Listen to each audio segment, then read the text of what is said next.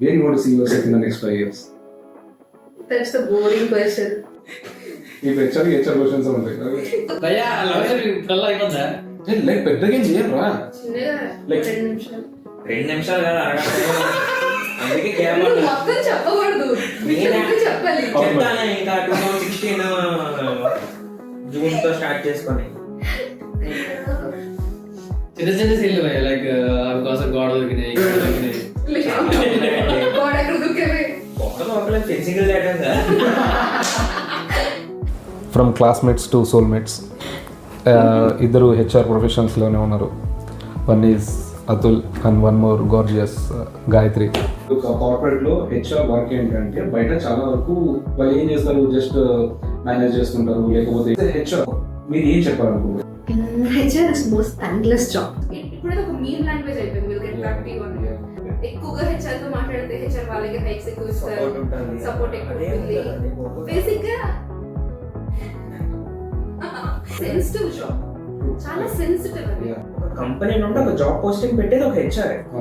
So HR ఏం చేస్తారని ఎలా అడుగుతారు? రిక్రూట్మెంట్ ని HR కింద చూపిస్తున్నారు బయట. అండర్ పేడ్ జాబ్ అంటే HR. So you might feel like అరే ఎందుకు వచ్చాను ఫీలింగ్ వస్తుంది. ఏ డిగ్రీ చేసినా so they feel like we can enter into HR. మీరు ఆల్రెడీ హెచ్ఆర్ రోల్స్ లో ఉన్నారు కాబట్టి లైక్ మీకు ఎలా అనిపిస్తుంది? A is going to take over your jobs? I don't think so. Because HR itself is human relations. Medium enterprise versus big four. It's different perspectives actually. And HR roles లో targets ఉంటారు. Recruitment or end లో పక్కా target ఉంటుంది. You have to close a number of positions. కానీ ఇప్పుడు main ఇబ్బంది వేరే company ఇచ్చారు అనుకోండి, so they will choose that company. ఎందుకంటే వాళ్ళు అల్టిమేట్ గా ప్రాజెక్ట్ మిస్ అవ్వకూడదు. ఎందుకంటే క్యాండిడేట్ ఏమంటాడు, నాకు ఇంకొక ఆఫర్ ఉంది, సో నేను దానికి వెళ్ళిపోతా, మీ దగ్గరికి ఎందుకు రావాలి. How you evaluate a person? Maximum interviews ఏంటి అంటే చూడగానే ఒక స్ట్రక్చర్డ్ ఫార్మాట్ లో రెజ్యూమ్ కనిపిస్తే so they will usually like it. అంటే ఇంకొకటి ఇంపార్టెంట్ ఏంటంటే రెజ్యూమ్ లో మనకి ఏం వస్తే అదే పెట్టడం అనేది వెరీ ఇంపార్టెంట్. సో నార్మల్ చెప్పండి, బడ్జెట్ అనేది ఎలా డిసైడ్ చేస్తారు?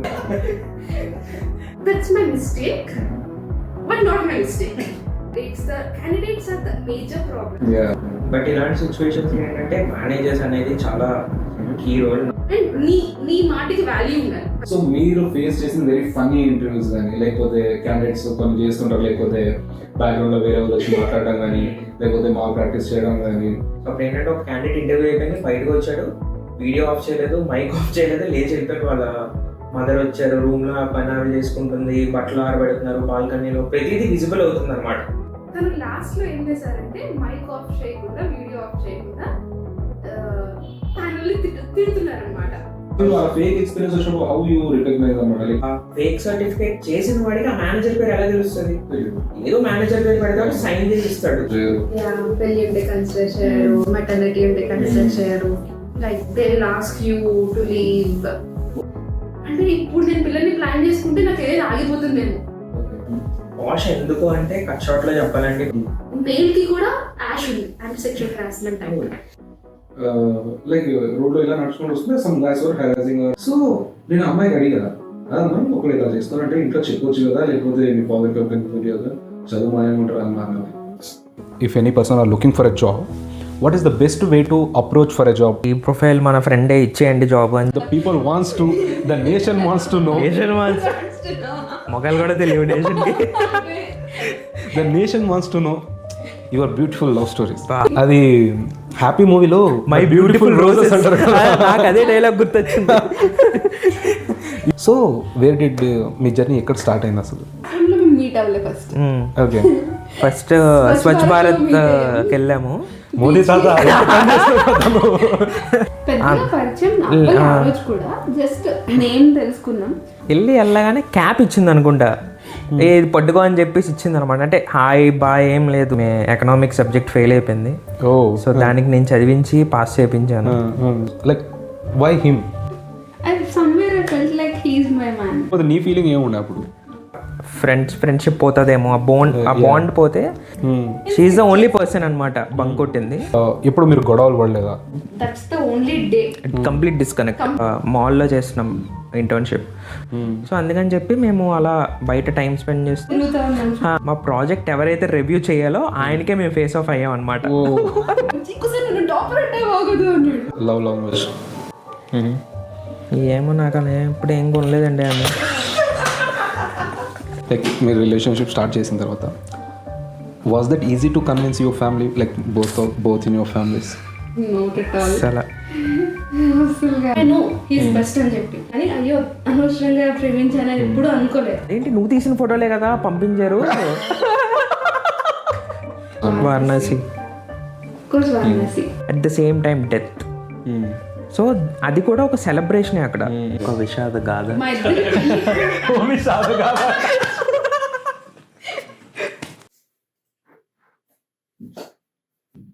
Where you want to see yourself in the next 5 years?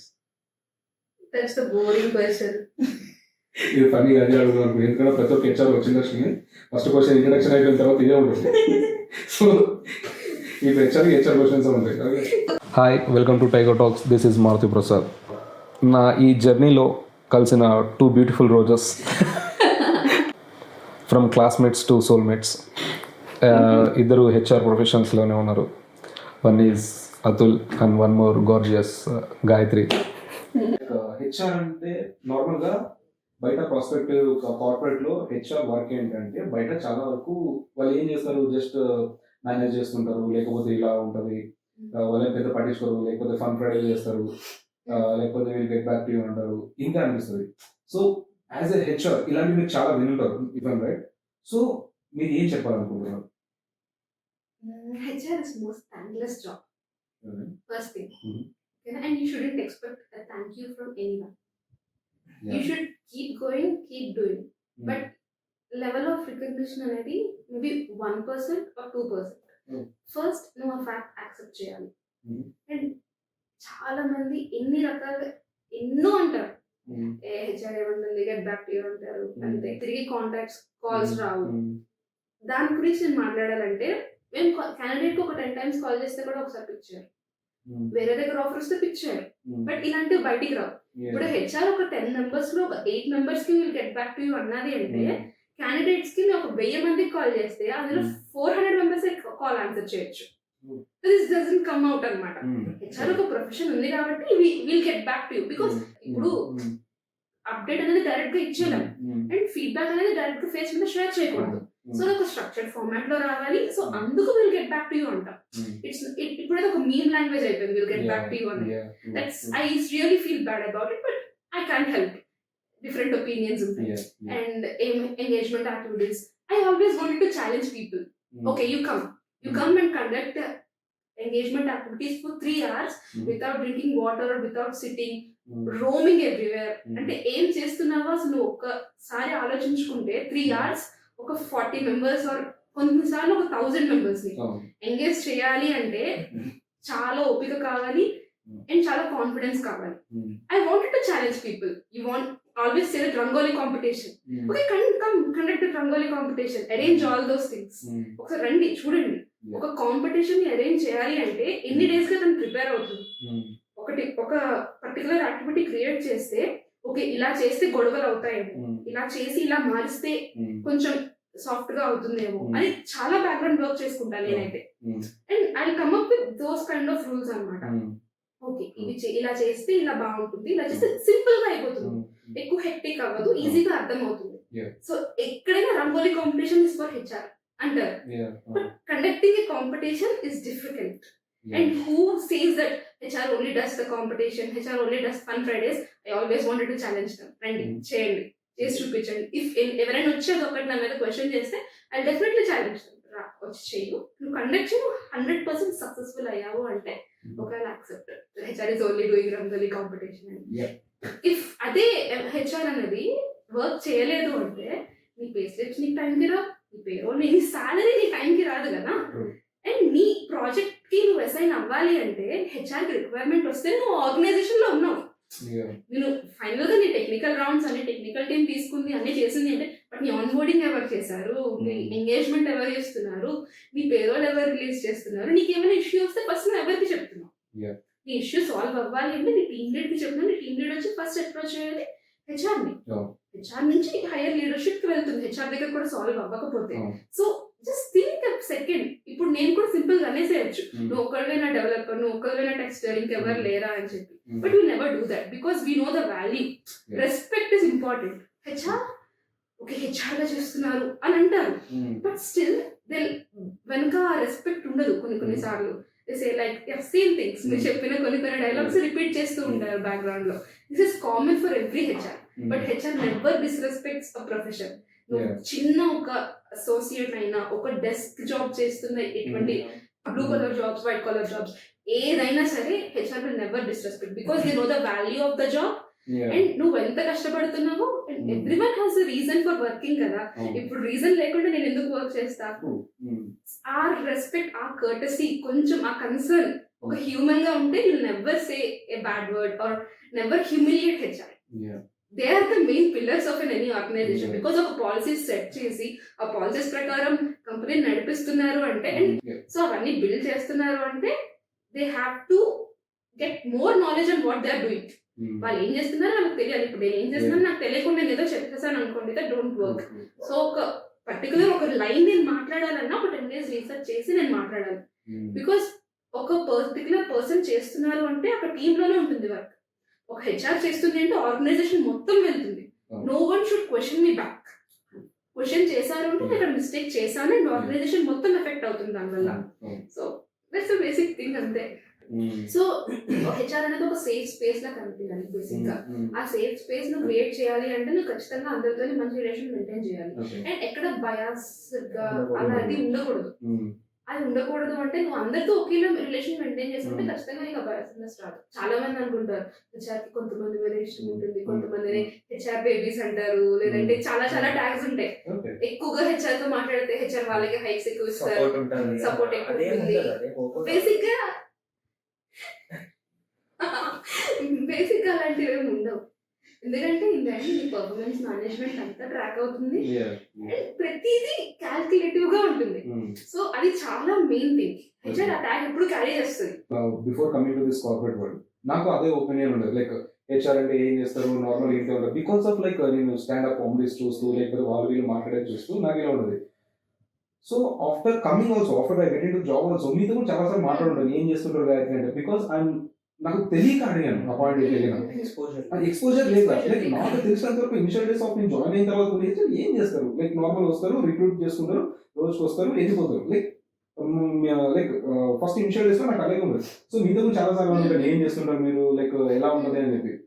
I not because questioning you, I don't have any exposure, I don't have any knowledge of what you're doing. Okay, after some time తర్వాత కదా I came to know, like మీతో లేకపోతే ఎప్పుడు మీతో కొంచెం interaction జరిగిందో అప్పుడు నాకు తెలిసింది ఓకే హెచ్ఆర్ అనేది ఇంత టిపికల్ జాబ్ ఉంటుంది అని చెప్పి. ఇట్స్ వెరీ సెన్సిటివ్ జాబ్, చాలా సెన్సిటివ్ అది. ఒక్క చిన్న mistake it will cost a career, either yours other others. చాలా సెన్సిటివ్ అది. నేను చాలా చూసాను, చాలా రీల్స్ అండ్ బేసిక్ గా ఒక 3 to 4 standup comedy famous standup comedians కూడా. అంటే ఇంకా బేసిక్ గా ఏంటంటే ఒక కంటెంట్ కావాలి. సో కంటెంట్ కోసం హెచ్ఆర్ మీద జోక్స్ వేసి హెచ్ఆర్ మీద చేస్తూ ఉంటారు. సో బేసిక్ గా మీకు ఎలా తెలీదు, ఒక 7-8 years బ్యాక్ నాకు హెచ్ఆర్ అంటే ఏంటో తెలియదు. సో ఐ స్టార్టెడ్ వర్కింగ్, ఇది ఒక ప్లేస్ ఉందని చాలా మందికి తెలియదు, చాలా తక్కువ అప్పట్లో. బట్ బికాస్ అంతకు ముందు కూడా ఎర్లీ 2000s లో మాక్సిమం ఒక 5 to 6 members చదివేవాళ్ళు హెచ్ఆర్. సో వాళ్ళు ఇప్పుడు మాకు తెలిసిన senior most people government field లో హెచ్ఆర్స్ లో కూడా ఉండి సెటిల్ అయిన చాలా మంది ఉన్నారు ఇప్పుడు 1990s లో. And that to and electrical departments కానీ ఆ డిపార్ట్మెంట్స్ లో కూడా హెచ్ఆర్ ఫీల్డ్స్ ఉన్నాయని మాకు తెలియదు. అండ్ ఎర్లీ 1990s లో చేసి సెటిల్ అయిన వాళ్ళు ఉన్నారు. సో నేను అలా రీసెర్చ్ చేస్తూ ఒక హోటల్ మేనేజ్మెంట్ ఆఫీస్కి వెళ్ళినప్పుడు నాకు తెలియదు యాక్చువల్లీ ఆమె head of HR managing the entire hotel management అని చెప్పేసి తనకి నా బేసిక్ ప్రాబ్లం చెప్పా. So I run my degree, so I don't want to enter in to this world. ఇప్పుడు బీటెక్ తీసుకొని సిఎస్సికి వెళ్ళిపోయి ఆ పూల్లో పడాలని లేదు. So then she suggested you can go for HR ఎందుకంటే coming future HR you have a bright future if you are exploring more అని చెప్పారు. అప్పుడు నేను అడిగా హెచ్ఆర్ అసలు ఏం పని ఉంటుంది అని చెప్పి. So I got straight forward answer అనమాట. ఓకే, నువ్వు బీటెక్ వెళ్ళావు, సిఎస్సి చేసావు, నీకు జాబ్ కావాలంటే ఒక జాబ్ పోస్టింగ్ ఉందని ఎవరు పెడతారు నీకు మార్కెట్ లో? ఒక కంపెనీ నుండి ఒక జాబ్ పోస్టింగ్ పెట్టేది ఒక హెచ్ఆర్. సో హెచ్ఆర్ ఏం చేస్తారని నువ్వు ఎలా అడుగుతావు అని అడిగారు అనమాట. So then I don't have a question. So that is where I started research. చాలా రీసెర్చ్ టు బి ఆనెస్ట్. నేను సమ్మర్ లో 3 to 4 కాలేజెస్ వెళ్ళగా thankfully it help me a lot. ప్రతి ఒక్కరు యాక్టివ్ గా నాకు రెస్పాన్స్ కూడా ఇచ్చారు. సో ఇది ఒక కెరియర్ ఇలా ఉంటది. అండ్ అప్పుడు స్టార్ట్ చేస్తే అసలు హెచ్ఆర్ లో ఇంత వ్యాస్ట్ ఉందని అప్పుడు తెలిసింది అనమాట. So that is one we entered into HR. సో అలాగే ఎంతో కొంత ఎఫర్ట్స్ పెట్టి so if they come to, ఎందుకంటే ఇప్పుడు మీరు ఒక జాబ్ చేస్తున్నారు, ఇంకొక పర్సన్ ఆ జాబ్ చేస్తున్నారు అంటే ఒక జాబ్ క్రియేట్ అయిందంటే దాని వెనకాల ఒక పర్పస్ అనేది ఉంటారు. లేకుండా ఒక హెచ్ఆర్ అనే ట్యాగ్ ఊరికే ఇవ్వరు ఎవరికి. అండ్ ఇంకొకటి ఏంటంటే ఇప్పుడు ఒక పర్సన్ ని హైర్ చేస్తున్నాము అంటే ఆ వెనకాల ఎంత స్ట్రగుల్ ఉంటుందో మాకే తెలుసు. Most of the people don't know. వాళ్ళు ఏమంటారంటే మాకు ఏం కాల్ రాలేదు, అప్డేట్ రాలేదు. బట్ ఒక పొజిషన్ కి మీ ఒక్కొక్కసారి so we have to screen 1000 profiles కూడా. ఎందుకంటే we need a better person. మీరు ఒక కోడ్ రాయడానికి హార్స్ ఎలా కష్టపడతారో మేము ఒక క్యాండిడేట్ రావడానికి అంతే కష్టపడతాం. సో అలా ఫస్ట్ థింగ్ ఏంటంటే we have to respect each and every job. Mutual respect is important. Normal గా ఒక పర్సన్ ఎవరైనా కానీ హెచ్ఆర్ ప్రొఫెషన్ కి రావాలంటే how can get in to the HR profession? First వాళ్ళు డిసైడ్ అవ్వాలి. హెచ్ఆర్ ప్రొఫెషన్ అంటే అన్ని ఫంక్షన్స్ ఏంటున్నాయి, ఫంక్షన్స్ తెలుసుకొని వాళ్ళు దేని వైపు ఇంట్రెస్టెడ్ గా ఉన్నారు. ఇప్పుడు హెచ్ఆర్ అంటే బేసిక్ గా ఎలా అయిపోయిందంటే ఓకే ప్రొఫైల్స్ పెట్టేయండి తెచ్చేయండి, రిక్రూట్మెంట్ ని హెచ్ఆర్ కింద చూపిస్తున్నారు బయట. But that's not the only thing. HR లో చాలా ఫంక్షన్స్ ఉన్నాయి. And like starting from recruitment, onboarding, like HR interpersonal relations. First కూర్చొని ఎవాల్యుయేట్ చేసుకోవాలి. am I good here? నేను ఇందులో లైఫ్ లాంగ్ కంటిన్యూ అవ్వగలనా, ఆర్ ఎల్స్ చేంజ్ అవ్వాలి అనుకుంటే నెక్స్ట్ ఆపర్చునిటీస్ ఉంటాయా ఆ ఫీల్డ్లోకి వెళ్ళిన తర్వాత నెక్స్ట్ ఫీల్డ్లోకి వెళ్ళడానికి. బేసిక్ మనల్ని మనం సెల్ఫ్ ఎవాల్యుయేట్ చేసుకొని మన ఇంట్రెస్ట్ తెలుసుకొని అప్పుడు హెచ్ఆర్ ప్రొఫెషన్లోకి అడుగు పెట్టాలి. Because initially under paid job అంటే హెచ్ఆర్ ఇనిషియల్ స్టేజ్లో, not like any other profession. Like starting చాలా తక్కువ ప్యాకేజ్ ఉంటుంది. So you might feel like అరే ఎందుకు వచ్చాను ఇందులోకి అంటే ఫీలింగ్ వస్తుంది ఒక 2 years వరకు. Once you start improving your self, అన్నీ తెలుసుకున్నప్పుడు ఓకే ఈ ప్రొఫెషన్ నాకు సెట్ అవుతుంది అన్నప్పుడు అవన్నీ మైండ్లో ఫిక్స్ అయిన తర్వాతనే అందులోకి వెళ్ళాలి. That's my opinion, personal opinion. So ఇంకొకటి ఏంటి అంటే బేస్ అనేది ఫస్ట్ నుండి హెచ్ఆర్లో ఉంటే అదొక యాడెడ్ అడ్వాంటేజ్ అవుతుంది. ఫర్ ఎగ్జాంపుల్ ఇప్పుడు మేము ఉన్నామంటే ఈ started with BBA HR and then MBA HR. So బీబీఏలో కొంచెం కోర్ ఉంటుంది, ఎంబీఏలో ఇంకొంచెం హై ఎండ్ వర్షన్ ఉంటుంది. సో దానివల్ల ఒక యాడెడ్ అడ్వాంటేజ్ ఏంటంటే అసలు హెచ్ఆర్లో ఎన్ని ఫంక్షన్స్ ఉంటాయి, ఎలా ఆపరేట్ అవుతుంది. సో బయట ఏంటంటే హెచ్ఆర్ అంటే జస్ట్ లైక్ ఇంటో రిక్రూట్మెంట్. చాలా మందికి అదే ఐడియా ఉంటుంది. సో అది కాకుండా అసలు హెచ్ఆర్లో చాలా ఉన్నాయి. సో లేబర్ లాస్ ఇన్వాల్వ్ అవుతుంది, హెచ్ఆర్ బీపీ అనే ఫంక్షన్ ఉంటుంది, సో కంప్లైంట్స్ ఉంటుంది, పేరోల్ ఉంటుంది, అసలు ఎన్ని టీమ్స్ ఉంటాయి. హెచ్ఆర్ అనేది మొత్తం హెచ్ఆర్ ఎవాల్యుయేషన్ మొత్తం తెలియాలి అంటే so better they start their degree from HR. ఇప్పుడు ఇంకొక ట్రెండ్ ఏంటి అంటే ఏ డిగ్రీ చేసినా so they feel like we can enter in to HR. And బయట మార్కెట్లో కూడా so there is no mandatory HR ఉంటేనే you can join HR. So ఏ డిగ్రీ ఉన్నా పర్లేదు. ఈవెన్ టెక్నికల్ గా అంతే నడుస్తుంది కదా, ఏ ప్రొఫెషన్ లో ఉన్న సివిల్ చేసిన, ఇంజనీరింగ్ చేసిన, ఇంకోటి చేసిన, so they can get into the technical. For example మీరు కోర్ టాపిక్ లోకి వెళ్ళాలంటే మీకు ఒక కోర్ సర్టిఫికేషన్ అనేది ఇంపార్టెంట్. కానీ ఇప్పుడు బీకామ్ చేసి బీఎస్సీ చేసి కూడా people are doing HR. So they can do, but ఏంటంటే కోర్ ఇంకా హెచ్ఆర్ అయిన కోర్ ఫీల్డ్ అనుకుంటే మాత్రం better they can start degree నుంచి if they come from HR. So ఒక యాడెడ్ అడ్వాంటేజ్ ఉంటుంది ఫ్యూచర్ లో. హెచ్ఆర్ లో ఇంకా గ్రో అవ్వాలి, ఒకే ఫీల్డ్ లో ఉండకుండా ఇంకో ఫంక్షన్స్ లోకి మారాలి, షిఫ్ట్ అవ్వాలి అంటే so they can start from. Like normal గా ఆఫ్టర్ ఏ ఇన్వెన్షన్ తర్వాత టెక్నికల్ వాళ్ళకి ప్రెషర్ ఎక్కువైపోయింది కదా, నార్మల్ ఏం చేస్తున్నావు, లేకపోతే మన జాబ్స్ ఉంటాయా లేదా, లేకపోతే అది కూడా ఎంత హెల్ప్ఫుల్ టెక్నికల్లీ అనుకున్నా సమ్ టైం తర్వాత ఇట్ క్యాన్ బి రిప్లేసబుల్ అని చెప్పి నాకు అనిపిస్తుంది. మేబీ మెజారిటీ కాకపోయినా లిటిల్ బిట్ ఆఫ్ పార్ట్ని, ఒక 90% పార్ట్ని తీసేసుకుంటే it will take over, 10% part will be left over to control the a, అట్లా అనిపిస్తుంది. సో మీరు ఆల్రెడీ హెచ్ఆర్ రోల్స్లో ఉన్నారు కాబట్టి లైక్ మీకు ఎలా అనిపిస్తుంది, A is going to take over your jobs? I don't think so. Because HR itself is human relations. ఈ point కట్లేదు తెలుసు. So AI దాన్ని AI రిలేషన్స్ గా చేయలేరు కదా. AI can sense your feelings sometimes. మీరు completely express చేస్తేనే sense చేయగలదు. But when it comes to HR, if you can see, me office లో HR అయినా సరే, by looking at your face they can say నువ్వు ఈరోజు పని చేస్తున్నావా, లేదంటే వేరే మూడ్ లో ఉన్నావా, లేదంటే ఏదైనా కష్టమైన పొజిషన్ లో ఉన్నావా అని చెప్పి. That comes with an experience. I believe that AI అది తీసుకురాలేదు. ఆ టైప్ ఆఫ్ ఇంటరాక్షన్ కానీ, ఆ టైప్ ఆఫ్ కనెక్షన్ కానీ ఏఐ రిప్లేస్ చేయలేదు. నెవర్. లైక్ మేబీ కొన్ని ఫంక్షన్స్ చెప్పినట్టు సోర్సింగ్ లో కానీ, లేదంటే ఇంటర్వ్యూ స్కెడ్యూలింగ్, అలాంటిది ఏదైనా ఏఐ రిప్లేస్ చేయొచ్చేమో. But still they need a human for that. But maybe ఆ 2 functions లో I think AI can replace, and sometimes maybe in payroll calculations. Fields lo AI might replace because avi accurate ga untayi. Okay, much it will help you more than replacing you. AI will help. 1 year లో for example ఈ role close చేయడానికి మేము ఎన్ని interviews connect చేసాము, ఎన్ని profiles screen చేసామంటే it will take more than hours. So ఆ times లో we can use AI as a tool. And ఇంకొకటి ఏంటి అంటే like what she said is very right. AI can't replace completely because HR లో చాలా మందికి తెలియదు ఏంటి అంటే there is a lot of psychology part involved. For example మేము మీట్లో మాట్లాడుతున్నాము అంటే అట్లీస్ట్ అంటే ఇప్పుడు ప్రెసెంటే ఆర్ వెంటనే చెప్పలేము, are 1 or 2 years or 1 or few months మనం ఒకటే రోల్లో ఉన్నాం అనుకోండి.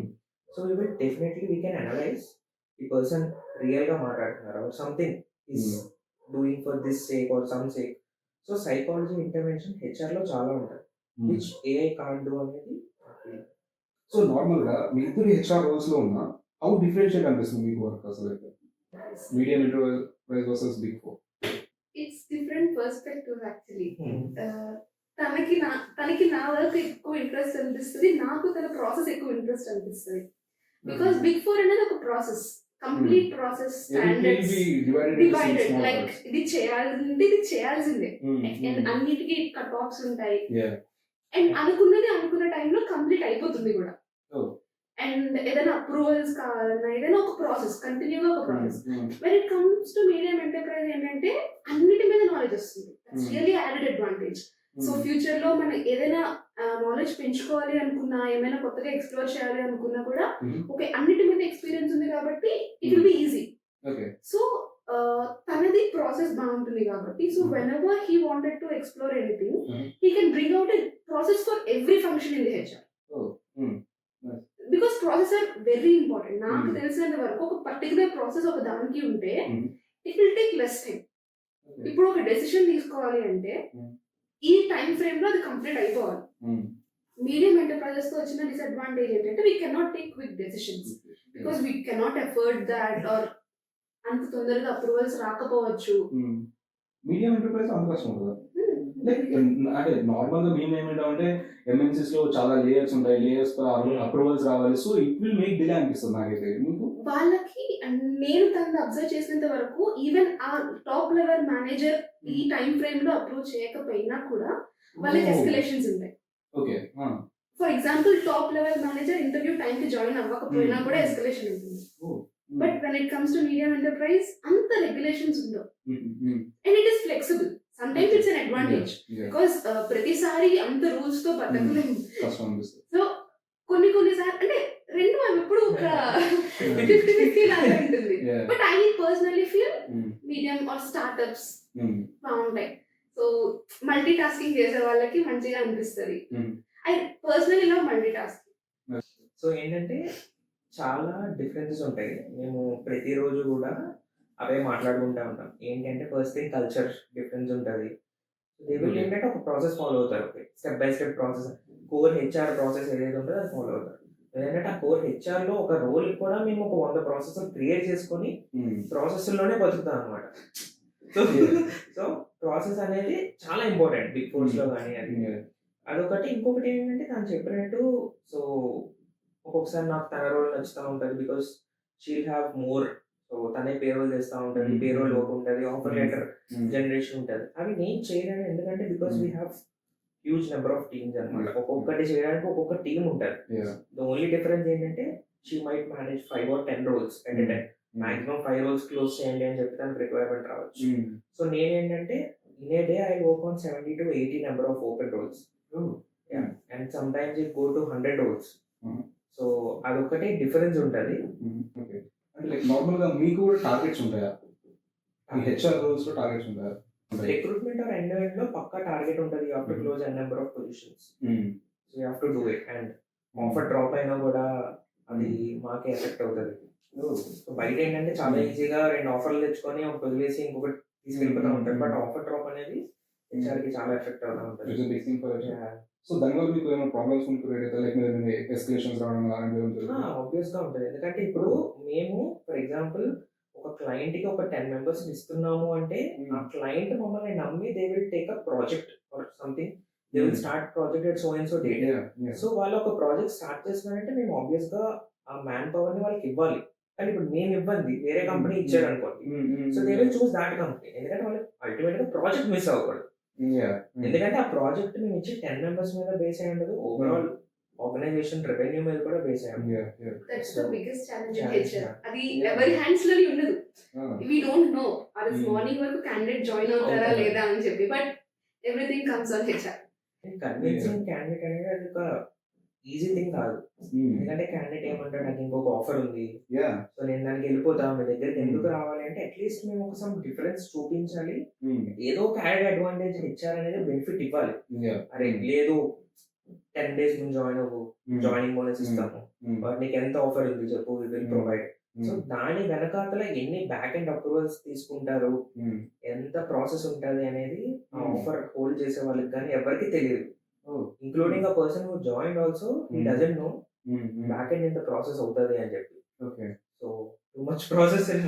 ఒక క్యాండిడేట్ ని తీసుకొస్తున్నాము అంటే తను మన ఆర్గనైజేషన్ కి ఫిట్ అవుతాడా లేదా, మన కల్చర్ కి సెట్ అవుతాడా లేదా, that's the main point.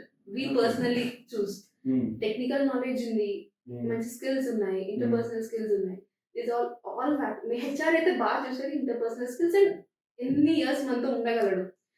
One interview we can decide based on the person. Like he'll stable గా ఉంటాడా లేదంటే షిఫ్ట్ అవుతూ ఉంటారా. 95% of the time will be right. 5% కొంచెం మిస్ అవుతూ ఉంటుంది. ఏం చేయలేం. సో ఓకే, ఇప్పుడు మీరు as you working on big four, so నార్మల్గా మీ ప్రాసెస్ ఎలా ఉంటుంది? మీరు రిక్రూట్మెంట్ ప్రాసెస్ అంటారు కదా, మీరు ప్రాసెస్ ఎలా ఉంటుంది? How you evaluate A person? ఈ పర్సన్ ఇంత లైక్ సీరియస్గా ఉన్నాడా, లేదా లైక్ ఈజ్ నార్మల్గా ఉన్నాడా, లేకపోతే ఒక పర్సన్కి రెజ్యూమ్ చూస్తే చాలా మంది హెచ్ఆర్ జడ్జ్ చేస్తుంటారు. దాన్ని ఎలా చేస్తారు? What will be the process అని? అంటే రెజ్యూమ్ చూసి ఏమి జడ్జ్ అందరూ చేయరు. It depends on the interview perspective. కొంతమంది ఇంటర్వ్యూస్ మాక్సిమం ఇంటర్వ్యూస్కి ఏంటి అంటే చూడగానే ఒక స్ట్రక్చర్డ్ ఫార్మాట్లో రెజ్యూమ్ కనిపిస్తే so they will usually like it అనమాట. సో కొంతమంది ఏంటంటే పేజీలు పెడతా ఉంటారు. So which is not needed. Cut short, ఏం ప్రాజెక్ట్ చేస్తున్నారు, కీ ఇంపార్టెంట్ పాయింట్స్ అండ్ మీ డెసిగ్నేషన్స్ హైలైట్ చేసుకొని అండ్ రెస్పాన్సిబిలిటీస్ కానీ కీ స్కిల్స్ ఏమొచ్చు హైలైట్ చేసుకోండి. అండ్ ఇంకొకటి ఇంపార్టెంట్ ఏంటంటే రెజ్యూమ్లో మనకి ఏమొస్తే అదే పెట్టడం అనేది వెరీ ఇంపార్టెంట్. Better version. ఇప్పుడు ఒక జాబ్ కోసం రెజ్యూమ్ తయారు చేసుకోవచ్చు, కానీ ఆ జాబ్ రావాలని ఏమేమి యాడ్ చేసాం అనుకోండి. చాలా మంది యాడ్ ఆన్స్ చేస్తారు, ఈ స్కిల్ పెట్టేస్తే స్క్రీనింగ్ అవుతుంది. బట్ స్టిల్ ఏంటంటే దానివల్ల ఇంటర్వ్యూ టైంలో మనకు రాందే క్వశ్చన్ చేశారు అనుకోండి, పెట్టాము. సో ఆ టైంలో రిజెక్షన్ కేసెస్ చాలా ఉంటాయి. ఎందుకంటే మేము చాలా రిజెక్షన్ కౌంట్ అవి చూస్తూ ఉంటాం ఫర్ ఓన్ అనాలిసిస్. సో అందులో ఏంటి అంటే so he can't explain his own role. ఎందుకంటే ఆ రోల్ అనేది చాట్ జీపీటీలోనే ఏదైనా వచ్చే రోల్ పెడతాడు, వాడు చేసే రోల్ పెట్టాడు. సో బెటర్ మన రోల్ ఏంటి అనేది అది పెట్టుకుంటే it will be helpful for us to speak more during interviews. So ఇది ఒక మేజర్ పాయింట్. ఎందుకంటే బిజినెస్ స్క్రీనింగ్స్ అవుతాయి, జాయింట్ స్క్రీనింగ్స్ అవుతాయి. స్క్రీనింగ్ ఒకటి మెయిన్ గా చూసేది will be fit for this position అన్నమాట. అండ్ ఏంటంటే ఫాంట్స్ సమంగా ఉండదు, డిఫరెంట్ ఫాంట్స్ వాడతారు, సైజెస్, ఫ్రేమ్ ఉండదు, స్ట్రక్చర్ ఉండదు. This is very important. ఎందుకంటే ఫర్ ఎగ్జాంపుల్ ఒక ఫ్రెషర్ ప్రొఫైల్ అనుకోండి, still people will accept. But we have seen 10 years 12 years ఉన్న కూడా just name set they create resume and send it. But ఒక large scale employees లో కానీ big fours లో కానీ they will definitely look into structure form. 10 years అంటే you are showcasing your 10 years career in your just 2 or 3 lines of 3 papers of CV. So which is very important. So దాని మీద చాలా మంది focus చేయరు, but that is a major thing is what simple గా చెప్పాలంటే how you dress up will give in appearance. అలా ఒక impression ఇస్తుంది మనం డ్రెస్ అప్ చేసిన విధానం. At the same time how you dress up your career, how you showcase your career. Because ఆ person కి మీరు ఎవరో తెలియదు, జస్ట్ ఒక 2 to 3 pages of పేపర్ మిమ్మల్ని డిసైడ్ చేస్తుంది your in or out. So just basic things miss అవుతారు, spelling mistakes, font sizes చూడడానికి నీట్ గా ఉంటే ఇప్పుడు చాలా మంది అనుకుంటారు లైక్ ప్రొఫైల్ స్క్రీన్ అవ్వట్లేదు, ప్రొఫైల్ షార్ట్ లిస్ట్ అవ్వట్లేదు అంటే. సో ఇంకొక హైలైట్ కి ఏంటంటే, సో ప్రతి ఒక్క స్కిల్ కి for example Java, .NET core skills లో చూసుకుంటే కొన్ని కామన్ టర్మినాలజీస్ ఉంటాయి, కొన్ని హైలైటెడ్ ఉంటాయి. సో అవి మనం రెజ్యూమ్లో ఒక మ్యాండేటరీగా పెట్టాలి. ఫర్ ఎగ్జాంపుల్ జావా అంటే జావా, SQL. ఎందుకంటే సో ఈ as a HR our sources ఏం చేస్తారంటే నార్మల్ బులియన్ సర్చ్ అనేది ఉంటుంది. సో అది మేము సర్చ్ చేసినప్పుడు ఏంటంటే just 5 years Java, SQL, front end developer, ఒక 4 or 5 keywords, ఒక మాక్సిమం 10 to 15 ఎంట్రీస్ ఉంటాయి. ఇవన్నీ ఎంటర్ చేసి మేము సర్చ్ కొడితే ఇవి మీ ప్రొఫైల్లో ఉంటేనే మాకు ఆ ప్రొఫైల్ వస్తుంది. సో ఎందుకంటే లాక్స్ ఆఫ్ ప్రొఫైల్స్ ఉంటాయి నౌకరీలో. సో మేము చెయ్యాలి అంటే ఒక సర్చ్ అనేది తీసుకుంటాం. సో తీసుకున్నప్పుడు ఏంటి అంటే కీ వర్డ్స్ అనేవి రెజ్యూమ్ లో పక్కా ఉంటాయి. ఇప్పుడు నార్మల్గా మీరు ఒక రిక్రూట్మెంట్ చేసిన ఒక ప్రాసెస్కి, ఒక టెక్నికల్ ప్రాసెస్ అయినా నాన్ టెక్నికల్ ప్రాసెస్ ఏదైనా కానీ, లైక్ నార్మల్గా పర్సన్స్ ఇంటర్వ్యూ జరుగుతారు. లైక్ ఇంటర్వ్యూ జరిగిన తర్వాత లైక్ మీరు ఆఫర్ రిలీజ్ చేస్తే కౌంటర్ ఆఫర్స్ అనేవి వస్తుంటాయి ఒకసారి. Like they have already holding some offers అయినా కానీ ఇలా వస్తుంది. మీరు దాన్ని ఎలా ఫేస్ చేస్తారు? Like how you solve your problem? So it's again a counter offer. Counter offer అని try to explain company benefits కానీ, ఎందుకంటే డిఫర్స్ టు డిప్లే. కంపెనీ చాలా డిఫరెంట్ బెనిఫిట్స్ ఇస్తుంది. సో బిగ్ ఫోర్స్ ఏంటంటే వెల్బీయింగ్ ఎక్కువ ఇంపార్టెన్స్ ఇస్తారు. సో ఈ బెనిఫిట్స్ మేము ఎక్కువ షోకేస్ చేస్తాం. So we will try to convince them అనమాట to some extent, and some part of package revision చేస్తాము, which we have budget or something. We will try to speak with our leads తో మాట్లాడి ఏమైనా ఇంకొంచెం if candidate is really worth it, so ఆ ఎక్స్టెంట్కి వెళ్ళి ఇంకొంచెం package extend చేసుకొని that is one, and joining bonus ఇచ్చి కొంచెం కన్విన్స్ చేయడం. ఇలా చాలా వేస్ ఉన్నాయి. But again difference on company to company and person to person కూడా డిఫరెంట్ అయి ఉంటుంది. ఇప్పుడు ఒక పర్సన్ నిజంగా జెన్యూన్ గా అడుగుతున్నారు. ఫర్ ఎగ్జాంపుల్ చాలా మంది ఉంటారు, they will relocate from Delhi to Hyderabad. So major difference ఉంటుంది సిటీ టు సిటీ. సో మేము వాళ్ళకి ఎంతో కొంత బెనిఫిట్ ఇవ్వాలి, యాడ్ ఆన్ బెనిఫిట్. ఎందుకంటే they have to look for a house, అక్కడ నుంచి ఇక్కడికి ట్రావెల్ ఉంటుంది, షిఫ్టింగ్ చాలా ఉంటుంది. సో వీటికి ఎంతో కొంత మేము బెనిఫిట్ ప్రొవైడ్ చేస్తే so they will like okay cost అనేది కవర్ అయిపోతుంది కదా, లెట్స్ గో ఫర్ ఇట్ అనేది. అండ్ కంపెనీ కల్చర్, బెనిఫిట్స్, ఇదే మేజర్. బ్యాకప్ ఉంటారు ఖచ్చితంగా. ఒక పర్సన్ బ్యాకప్ ఉంటారు. అంటే క్యాండిడేట్స్ ఎలా ఆలోచిస్తారంటే, ఇప్పుడు నేను షార్ట్ లిస్ట్ అయిపోయాను కదా, నేను కౌంటర్ ఆఫర్ ఉంది, సో కౌంటర్ ఆఫర్ ఇద్దాం, మళ్ళీ మేబీ నాకు ఇంకా ప్యాకేజ్ రివైజ్ అవ్వచ్చేమో. యాజ్ హీ మెన్షన్, నిజంగా బడ్జెట్ ఉంటే they might go, or else backup లో ఇంకా క్యాండిడేట్ తక్కువ సిటీస్ కి ఉన్నారంటే they withdraw the offer, they lose the opportunity. So HRs ఇలా కూడా ఆలోచిస్తారు, why we have a backup, right? So why to go for higher budget, తక్కువ budget లో నీకు క్యాండిడేట్ వస్తున్నారు కదా, బికాస్ ఆల్వేస్ బడ్జెట్ ఎంత తగ్గిస్తే అంత బెస్ట్ అన్నమాట. ఓకే, సో నార్మల్ చెప్పండి, బడ్జెట్ అనేది ఎలా డిసైడ్ చేస్తారు మీరు? లైక్ మీరు బడ్జెట్ అన్నారు, నార్మల్ బడ్జెట్ ఎలా డిసైడ్ చేస్తారు? లైక్ ఒక గ్రూప్, ఫర్ ఎగ్జాంపుల్ ఒక గ్రూప్ ఆఫ్ 5 members ని హ్యావ్ చేసుకో, ఇంతమంది కలిపి ఇంత బడ్జెట్ అంటారా, లేకపోతే ఇండివిజువల్ పర్సన్ కి ఇంత బడ్జెట్ అంటారా? ఇండివిజువల్ పర్సన్ కి బడ్జెట్ ఉంటుంది. అండ్ బికాస్ ఎందుకంటే ఒక 3 to 4 levels ఆఫ్ బ్యాండ్స్ అనేవి ఉంటాయి అనమాట. స్టార్టింగ్ బ్యాండ్ ఇంత, మీడియం ఇంత, మాక్సిమం ఇంత. ఆ మాక్సిమం మించి ఎవరు ఆ మాక్సిమం కూడా వెళ్ళాలి అంటే only they will see if that person is really worth it or not. And ఇంకొకటి ఏంటి అంటే యాజ్ షీ మెన్షన్ బ్యాకప్ అనేది ప్రొఫైల్ ఖచ్చితంగా ఉంటారు మాకు. సో అప్పుడే మేము ఎక్కువ వాడే పదం we will get back. So అలా అన్నాము అంటే so we will have some backup profile. And ఇంకొకటి ఏంటి అంటే బట్ నాట్ ఎవ్రీ టైం. ఒకసారి నిజంగానే గెట్ బ్యాక్ అవుతాము, మెజారిటీ అవ్వము. నాకు అయ్యా మా హెచ్ఆర్ అయితే. సో దాని వెనకాల మెయిన్ రీజన్ అంటే ఇంకొకటి, ఫేస్ మీద we're not going ahead or మేము మిమ్మల్ని తీసుకోవట్లేదు అని చెప్పడం is worst thing and it's very difficult. చాలా మంది అడుగుతారు మా ఫీడ్బ్యాక్ ఏంటి, అదేంటి, ఎందుకు తీసుకోవట్లేదు అంటే. So it's very difficult task for us. ఆ గ్రౌండ్ రూల్ లో ఉండి యు గాట్ రిజెక్టెడ్ అని చెప్పడం అనేది it's not an easy thing. So అందుకు ఏంటంటే just for our sake candidates ఎలా అయితే బ్యాకప్ ఆఫర్స్ పెట్టుకుంటున్నారు, మేము అనేది ఒక బ్యాకప్ ప్రొఫైల్ పెట్టుకుంటాము. And that too very important roles. ఈ రోల్ కి ఖచ్చితంగా సో ఎంత రేట్ ఇవ్వాలి అంటే we will definitely have a backup so that we are not losing that role. Okay. ఇప్పుడు మనం టాప్ 4 కాదు, బిగ్ 4 కాదు, సో మనం ఒక మీడియం ఎంటర్ప్రైజ్ లెవెల్లో ఉన్నప్పుడు లైక్ మీకు ప్రాసెస్ డిఫరెంట్ ప్రాసెస్ లేదు. మీడియం ఎంటర్ప్రైజ్ కంపెనీకి మీరు ఒక single one and only HR, like multiple roles ఉంటాయి, లేకపోతే మల్టీ టాస్కింగ్ జాబ్స్ ఉంటాయి, మల్టీ టాస్కింగ్ వర్క్స్ ఉంటాయి. So what is your process? మీరు కంపేరింగ్ టు బిగ్ 4 మీ వర్క్ ప్రాసెస్ ఎలా ఉంటుంది? కొంచెం tough question because particular process అని ఉండదు. But still I have some pressure. Like వీళ్ళకి ఏముంటుంది, ఈ టార్గెట్ డేట్ లోపల వీళ్ళకి పీపుల్ ఎక్కువ ఉంటారు, సో వెండర్స్ ఎక్కువ ఉంటారు, ప్యానల్స్ ఉంటారు. సో మన టైంకి వచ్చినప్పటికీ ప్యానల్స్ లిమిటెడ్ ఉంటారు, వెండర్స్ ఉన్నా కూడా ఆ ప్యానల్స్ ఇన్సఫిషియన్సీ వల్ల ఇంటర్వ్యూస్ నేను ఎక్కువ షెడ్యూల్ చేయలేకపోవచ్చు. I have lot of pressure that I cannot close roles on particular time. నాకు ఎండ్ డేట్ కి నేను క్లోజ్ చేయలేకపోతున్నాను most of the time.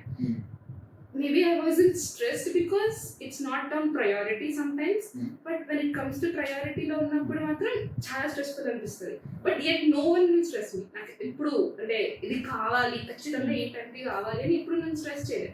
So I can work at ante ఈ ప్రాసెస్ ఇలా చేసుకుంటే నాకు సింపుల్ గా ఉంటుంది అని నేనే ఒక ప్రాసెస్ ఒక పద్ధతి క్రియేట్ చేసుకొని నేను వర్క్ చేయొచ్చు. ఆ ఫ్లెక్సిబిలిటీ చాలా బాగుంటుంది మీడియం ఎంటర్ప్రైజెస్ లో. సో ఐ బిలీవ్ కొంచెం ఈ క్లోజ్ చేయాలన్న స్ట్రెస్ కి ఈ ఫీజిబిలిటీ ఉండడం వల్ల ఓకే మేనేజ్ చేసేయచ్చు, ఏదైనా సరే టైంకి ఇచ్చేసేయచ్చు అన్న ఫీలింగ్ వస్తుంది. ఓకే, లైక్ మీరు స్ట్రెస్ చేయట్లేదు ఎవరన్నా, ఓకే మీ కంపెనీలో కాబట్టి చేయట్లేదు, లైక్ అన్ని కంపెనీస్ అలాగే ఉంటాయి or I don't know, maybe కొన్ని కంపెనీస్ లో చాలా స్ట్రెస్ ఉంటుంది, మీడియంస్ ఈవెన్ స్టార్ట్అప్స్ కి చాలా స్ట్రెస్ ఉంటుంది అని అడిగితే, because they have to fill the gaps, they have to improve, increase చేయాలి వాళ్ళ number of people, number of projects. So ఖచ్చితంగా ఒక ప్రాజెక్ట్ వస్తుంది వాళ్ళకి అంటే ఈ టైం ఫ్రేమ్ లో ఇచ్చేయాల్సిందే, లేదంటే వాళ్ళు ఎక్కడ ఇంప్రూవ్ అవుతారు, వాళ్ళు ఎక్కడ పెరుగుతారు, they for ever in the small stage. So startup లో కొంచెం స్ట్రెస్ ఉంటుంది, ఈ స్ట్రెస్ ఉంటుంది, but still that's fine, manageable. So process లో నువ్వు సింగిల్ పర్సన్ ఉన్నప్పుడు నీ వర్క్ నువ్వు చేసుకుంటూ వెళ్తున్నప్పుడు no one will question you why you stop here, why ఇలా ఎందుకు చేసావు అని అడగదు, ఎందుకంటే నువ్వు రిజల్ట్ చూపిస్తున్నావు. వన్స్ నీ రిజల్ట్ లేదు అంటే then you should be answerable and we have to agree. Okay, ఇప్పుడు ఒక పాయింట్ ఆఫ్ టైం కి నేను ఒకరిని ఇవ్వలేకపోయా, when it comes to recruitment function చెప్తున్నాను, ఇవ్వలేకపోయాను అంటే that's my mistake, but not my mistake. కొంచెం కష్టంగా ఉంటుంది because that's not in my hand. ఇప్పుడు మార్కెట్ లో 100 ప్రొఫైల్స్ ఉంటే 10 ప్రొఫైల్స్ మాత్రమే ప్రాపర్ ఎక్స్పీరియన్స్ తో ఉంటున్నారు. You know where the problem lies. candidates are the major problem. అంటే వాళ్ళు ఏమనుకుంటారంటే ఓకే వీళ్ళు ఏం చెక్ చేస్తారులే, ప్రాక్సీ పెట్టేద్దాం, లేదంటే ఇంటర్వ్యూ క్యాండిడేట్ ఒకరు అటెండ్ అవుతారు, వెనకాల నుంచి ఒకరు మాట్లాడతారు. సో ఇవన్నీ ఓకే వీళ్ళు ఎందుకు చెక్ చేస్తారు అనే క్వశ్చన్ మార్క్ లో ఉంటారు, కానీ ఒక్కసారి చెక్ చేసిన తర్వాత ఇంకా ఎప్పటికీ ఆ కంపెనీకి ఇంటర్వ్యూ ఇవ్వలేరు, ఒక కంపెనీ నేను లూజ్ అయ్యాను అన్న ఫీలింగ్ లోకి రావటం లేదు. So that's the challenge when it comes to ఈ పేరోల్ ప్రాసెస్, ఇవన్నీ టైం టు టైం ఉంటాయి. సో ఈ టైం లోపల కంప్లీట్ చేసుకోవాలి. సో ఇప్పుడు నేను మంత్ ఎండ్ ఎక్కడికైనా వెళ్తున్నా అనుకోండి, so I have to complete a little before, that's in my hand. When it comes to big four అలా కాదు, ఇప్పుడు 28th కి వర్క్ నువ్వు కంప్లీట్ చేయాలంటే 28th కి అవ్వాలి, లేదంటే నువ్వు ఒక బ్యాకప్ రిసోర్స్ ని ఇచ్చి వెళ్ళాలి. That's what I heard about big force. When comes to me, నేను కొంచెం అడ్వాన్స్డ్ గా చేసుకొని అడ్వాన్స్ గా సబ్మిట్ చేసి వెళ్ళొచ్చు. లేదు డిలే అవుతుంది అంటే I can just inform, and కొంచెం టైం పడుతుంది ఇన్ఫార్మ్ ఉంది, నాకైతే ఉంది. So I can do, but time అయిపోవాలి. That's the major goal. నువ్వు ఎప్పుడు చెయ్యు, ఎలా చెయ్యు, పర్ఫెక్ట్ గా టైంని చేసేస్తే that's a good process. And ఎప్పుడు ఏంటంటే మనం లేకపోతే కంపెనీలో ఇది తప్పదు అని ఎక్కడ ఉండదు, స్మాల్ కానీ మీడియం కానీ లార్జ్ కానీ. మనం లేకపోయినా కూడా ప్రతిదీ స్మూత్ గా వెళ్ళిపోతుంది. That's how senior employees will work. But ఇలాంటి సిచ్యువేషన్స్ ఏంటంటే మేనేజర్స్ అనేది చాలా కీ రోల్. నాకు ఏంటంటే చాలా చాలా సపోర్ట్ ఉండాలి, విచ్ ఐ గాట్ పర్సనలీ. ఎందుకంటే మీకు ఏ ఎమర్జెన్సీ అయినా రావచ్చు, ఒక్క ఫోన్ వచ్చి ఆ ఫోన్ కి ఇంకా మీరు ఫోన్ పెట్టేసి మీరు బయలుదేరాలి. సో అలాంటి సిచ్యువేషన్స్ మీకు వచ్చినప్పుడు ఒక మేనేజర్ సపోర్ట్, వెళ్ళిపో నేను చూసుకుంటా అనే సపోర్ట్ మీ మేనేజర్ నుండి వస్తే, so you're real in safe hands. నాకు ఆ సిచ్యువేషన్ వచ్చింది అండ్ నాకు సపోర్ట్ వచ్చింది కాబట్టి నేను చెప్తున్నా. Definitely we have a good manager. That's what we both feel every time. So ఎప్పుడైనా మేము స్టెప్ అవుట్ అవ్వాలి అన్నా కూడా మేనేజర్స్ అనేది ఒక కీ అన్నమాట. అరే వెళ్ళిపోతే మేనేజర్స్ రారు మాకు. అండ్ కొన్ని ఇన్స్టెన్సెస్ అలా ఉంటాయి. ఓకే, ఈ టైం లో ఇలా ఉన్న మేబీ ఆ సపోర్ట్ ఏంటంటే ఎన్విరాన్మెంట్ వి రైజ్డ్. మన ఇంట్లో చిన్నప్పటి నుంచి చెప్తూ ఉంటారు కదా, చేసిన మంచి మర్చిపోకూడదు అని చెప్పి. అలాంటివి ప్రొఫెషనల్ గా చాలా మంది ప్రొఫెషనల్ గా నీ గ్రోత్ చూసుకోవాలి, నిన్ను చూసుకోవాలి అనుకుంటారు. గర్ల్స్ కి యాజ్ పర్ మై ఒపీనియన్ ఒక కంఫర్ట్ జోన్ అనేది ఇంపార్టెంట్. అందరూ కంఫర్ట్ జోన్ నుంచి బయటకు వస్తేనే నీ ప్రాపర్ గా గెలుస్తావు, ప్రాపర్ గా నీకంటూ కెరియర్ స్టార్ట్ అవుతుంది. But as per my opinion girls కంటే ఒక కంఫర్ట్ జోన్ ఉండాలి. సో నువ్వు ఏదైనా ఓపెన్ గా షేర్ చేసుకోవడానికి నీ సేఫ్టీకి బేసిక్ గా. ఓకే, దీని దగ్గర ఇది మాట్లాడడం సేఫే, వేరే వాళ్ళ దగ్గరికి అది వెళ్ళదు, అది కూడా ఒక సేఫ్టీ. సో అది చాలా పెద్ద థింగ్ చెప్పాలంటే. నీకు చెప్తున్నాను నేను ఈ విషయం అంటే it should be with you. Or else company politics లోకి వెళ్ళంటే చాలా పాలిటిక్స్ జరుగుతూ ఉంటాయి, అలాంటివి ఏవి లేకుండా అంత పెద్ద డిస్కషన్స్ నీ గురించి రాకుండా, ఇవన్నీ మెంటల్ గా చాలా డిస్టర్బ్ చేస్తాయి ఒక పర్సన్ ని. అలాంటి ఎన్విరాన్మెంట్ ఏది లేకుండా ఒక మంచి సపోర్టివ్ ఎన్విరాన్మెంట్ ఉంటే ఇట్స్ నైస్ అన్నమాట. Okay, we can survive here. And నీ మాటకి వాల్యూ ఉండాలి ఫస్ట్ థింగ్. ఆ వాల్యూ ఉన్నప్పుడు ఇప్పటి వరకు అక్కడ వర్క్ చేసుకోవచ్చు. So for that we got a good managers, నేనైతే అది చెప్పగలను. And any emergency they will be here. మీకు తెలుసు మేనేజర్స్ అనేది ఏంటంటే ఒక ట్రస్ట్ అన్నమాట. ఎందుకంటే చాలా మంది నేను విన్న సినారియోస్ అయితే, అరే మా మేనేజర్ లీవ్ అడగడానికి కూడా భయపడిన మేనేజర్స్ చాలా. సో ఆ లీవ్ అడిగితే ఏమంటారు, లీవ్ అప్రూవల్ రాదు. సో అలాంటి పర్స్పెక్టివ్స్ అనేది బయట మారాలి. సో ఇప్పుడు మేమున్నామంటే మేము జస్ట్ ఈమెయిల్ పెట్టేస్తాం, మాకు అప్రూవల్ వచ్చేస్తుంది. సో బట్ అదేంటంటే మరి అన్ని సిచ్యువేషన్స్ లో కాదు, బట్ అట్లీస్ట్ ఏంటి అంటే బయట చాలా సినారియోస్ నేను విన్నా మా ఫ్రెండ్స్ దగ్గర. బేసిక్ గా నేను వర్క్ ఫ్రమ్ హోమ్ తీసుకొని ఇంటికి వెళ్ళినప్పుడు అలా నాకు మెసేజ్ వస్తూ ఉంటాయి, మీకైతే ఉన్నారు పర్మిషన్ ఇచ్చిన వాళ్ళు మాకు లేరు, ఎప్పుడు పడితే అప్పుడు వెళ్తా ఉంటావు వస్తా ఉంటావు అంటారు. ఇట్స్ లైక్ అది అన్ని దగ్గర మారాలని మరి ఫ్రీక్వెన్సీ కాదు, బట్ ఎంతో కొంత ఒక పర్సనల్ లైఫ్ ని బయట అనలైజ్ చేస్తూ చూస్తే బెటర్ ఎంప్లాయీ స్టెబిలిటీ అనేది ఉంటుంది. Basically managers are the pillars for anywhere. మీరు మీ మేనేజర్ బట్టి మీకు అక్కడ వర్క్ ఎంత చేయాలి, మీ టీమ్ లీడర్ మీ మేనేజర్ బట్టి మీరు ఓకే ఇంత నేను చేస్తున్నవి నాకు వాల్యూ ఉంది, రికగ్నిషన్ ఉంది, నేను కరెక్ట్ గా చేస్తున్నాను లేదా ఒక గైడెన్స్ ఉంది అని ప్రతి ఆస్పెక్ట్ మీరు కవర్ చేస్తారు. So I say managers are everything. మీరు ఇంటర్వ్యూస్ చాలా చూస్తుంటారు చేస్తుంటారు కాబట్టి, సో మీరు ఫేస్ చేసిన వెరీ ఫన్నీ ఇంటర్వ్యూస్ కానీ, లేకపోతే క్యాండిడేట్స్ కొన్ని చేస్తుంటారు, లేకపోతే బ్యాక్గ్రౌండ్ లో వేరే వాళ్ళు వచ్చి మాట్లాడడం కానీ, లేకపోతే మాల్ ప్రాక్టీస్ చేయడం కానీ, లేకపోతే కొత్త కొత్త ఏ టూల్స్ కూడా వచ్చాయి మీకు తెలుసుంటే. సో నాకు డౌట్ అంటే మీకు తెలుసు అలాంటి టూల్స్ ఉన్నాయని చెప్పి.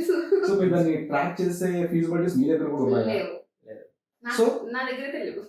సో మీకు బిగ్ ఫోన్ మీకు ఉంటుందని అనుకుంటా, బట్ మేమైతే ట్రాక్ చేయము. సో ఒకవేళ చేస్తే మీరు అలాంటి చేసే వాళ్ళని ఎలా ఫైండ్ అవుట్ చేస్తారు?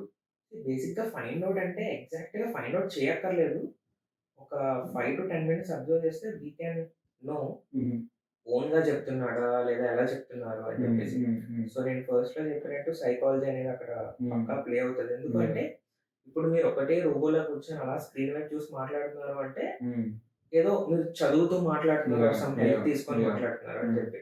అండ్ ఇంకొకటి ఏంటి అంటే చాలా ఈజీగా తీసుకుంటారు. ఫర్ ఎగ్జాంపుల్ ఒక ఎంఎన్సీకి ఇస్తున్నా ఏం చేస్తున్నా కూడా చాలా మంది ఓకే కనిపెట్టలేరు అంటే ఈజీగా ఒక ట్రస్ట్ ని బ్రేక్ చేస్తుంది. ఆన్లైన్ ఇంటర్వ్యూస్ కండక్ట్ చేస్తున్నాము అంటే ఒక ప్రాసెస్ ఈజీ చేయడానికి మాత్రమే మేము కండక్ట్ చేస్తున్నాం. మేము పిలిచి కూడా కండక్ట్ చేయొచ్చు, కానీ అక్కడ మైనస్ ఎవరికి ఉంటుంది అంటే క్యాండిడేట్ కే ఉంటుంది.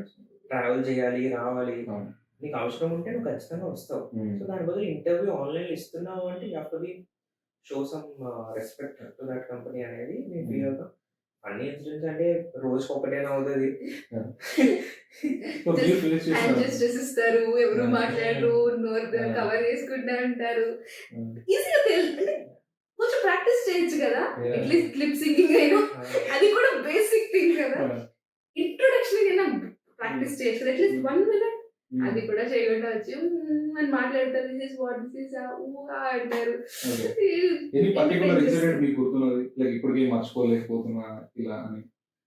చాలా ఉన్నాయి ఇంటర్వ్యూస్. అప్పుడు ఏంటంటే ఇంటర్వ్యూ అయిపోయిన తర్వాత ఇంకా ఎగ్జిట్ కూడా పట్టకుండా లేచి వెళ్ళిపోతారు. కెమెరా ఆఫ్ చేయకుండా. మొన్న వెరీ రీసెంట్ ఒక 2 weeks బ్యాక్ వీకెండ్ ఇంటర్వ్యూస్ అవుతున్నాయి. అప్పుడు ఏంటంటే ఒక క్యాండిడేట్ ఇంటర్వ్యూ అయిపోయింది, బయటకు వచ్చాడు, వీడియో ఆఫ్ చేయలేదు, మైక్ ఆఫ్ చేయలేదు, లేచి వెళ్ళిపోయారు. వాళ్ళ మదర్ వచ్చారు, రూమ్ లో పని ఆవిడ చేసుకుంటుంది, బట్టలు ఆరబెడుతున్నారు, బాల్కనీలో ప్రతిదీ విజిబుల్ అవుతుంది అనమాట క్లియర్ గా. సో ఇలాంటి ఫన్ ఇన్సిడెంట్స్ చాలా అవుతాయి. ఇంటర్వ్యూకి ఏంటంటే ప్రాపర్ బ్యాక్గ్రౌండ్ కూడా లేకుండా అటెండ్ అవుతారు. అండ్ ఇంకొకటి షార్ట్ చేసుకొని చాలా మందికి సో అలా చాలా ఫన్నీ ఇన్సిడెంట్స్ రెగ్యులర్ గా మేము చూస్తూ ఉంటాం. నాకు గుర్తున్న ఇన్సిడెంట్ ఏంటంటే ఒక ఫీమేల్ అన్నమాట, తను ప్రాక్సీ అంటే వేరే క్యాండిడేట్ అటెండ్ అయ్యారు. ఆ రోజు ఇంటర్వ్యూ చాలా టెక్నికల్ గా జరిగింది. అండ్ తను అంత ప్రాపర్ గా ఆన్సర్ చేయలేకపోయారు. తను లాస్ట్ లో ఏం చేశారంటే మైక్ ఆఫ్ చేయకుండా, వీడియో ఆఫ్ చేయకుండా ప్యానల్ తిడుతున్నారు అనమాట. తిడుతున్నారు. అండ్ నేను అంత పర్టికులర్ గా నేను జనరల్లీ లెఫ్ట్ అయిపోతాను. నా క్యాండిడేట్ లెఫ్ట్ అవ్వగా నేను లెఫ్ట్ అవుతాను. సో నేను వెయిట్ చేస్తున్నా క్యాండిడేట్ లెఫ్ట్ అవుతారు కదా అని చెప్పి.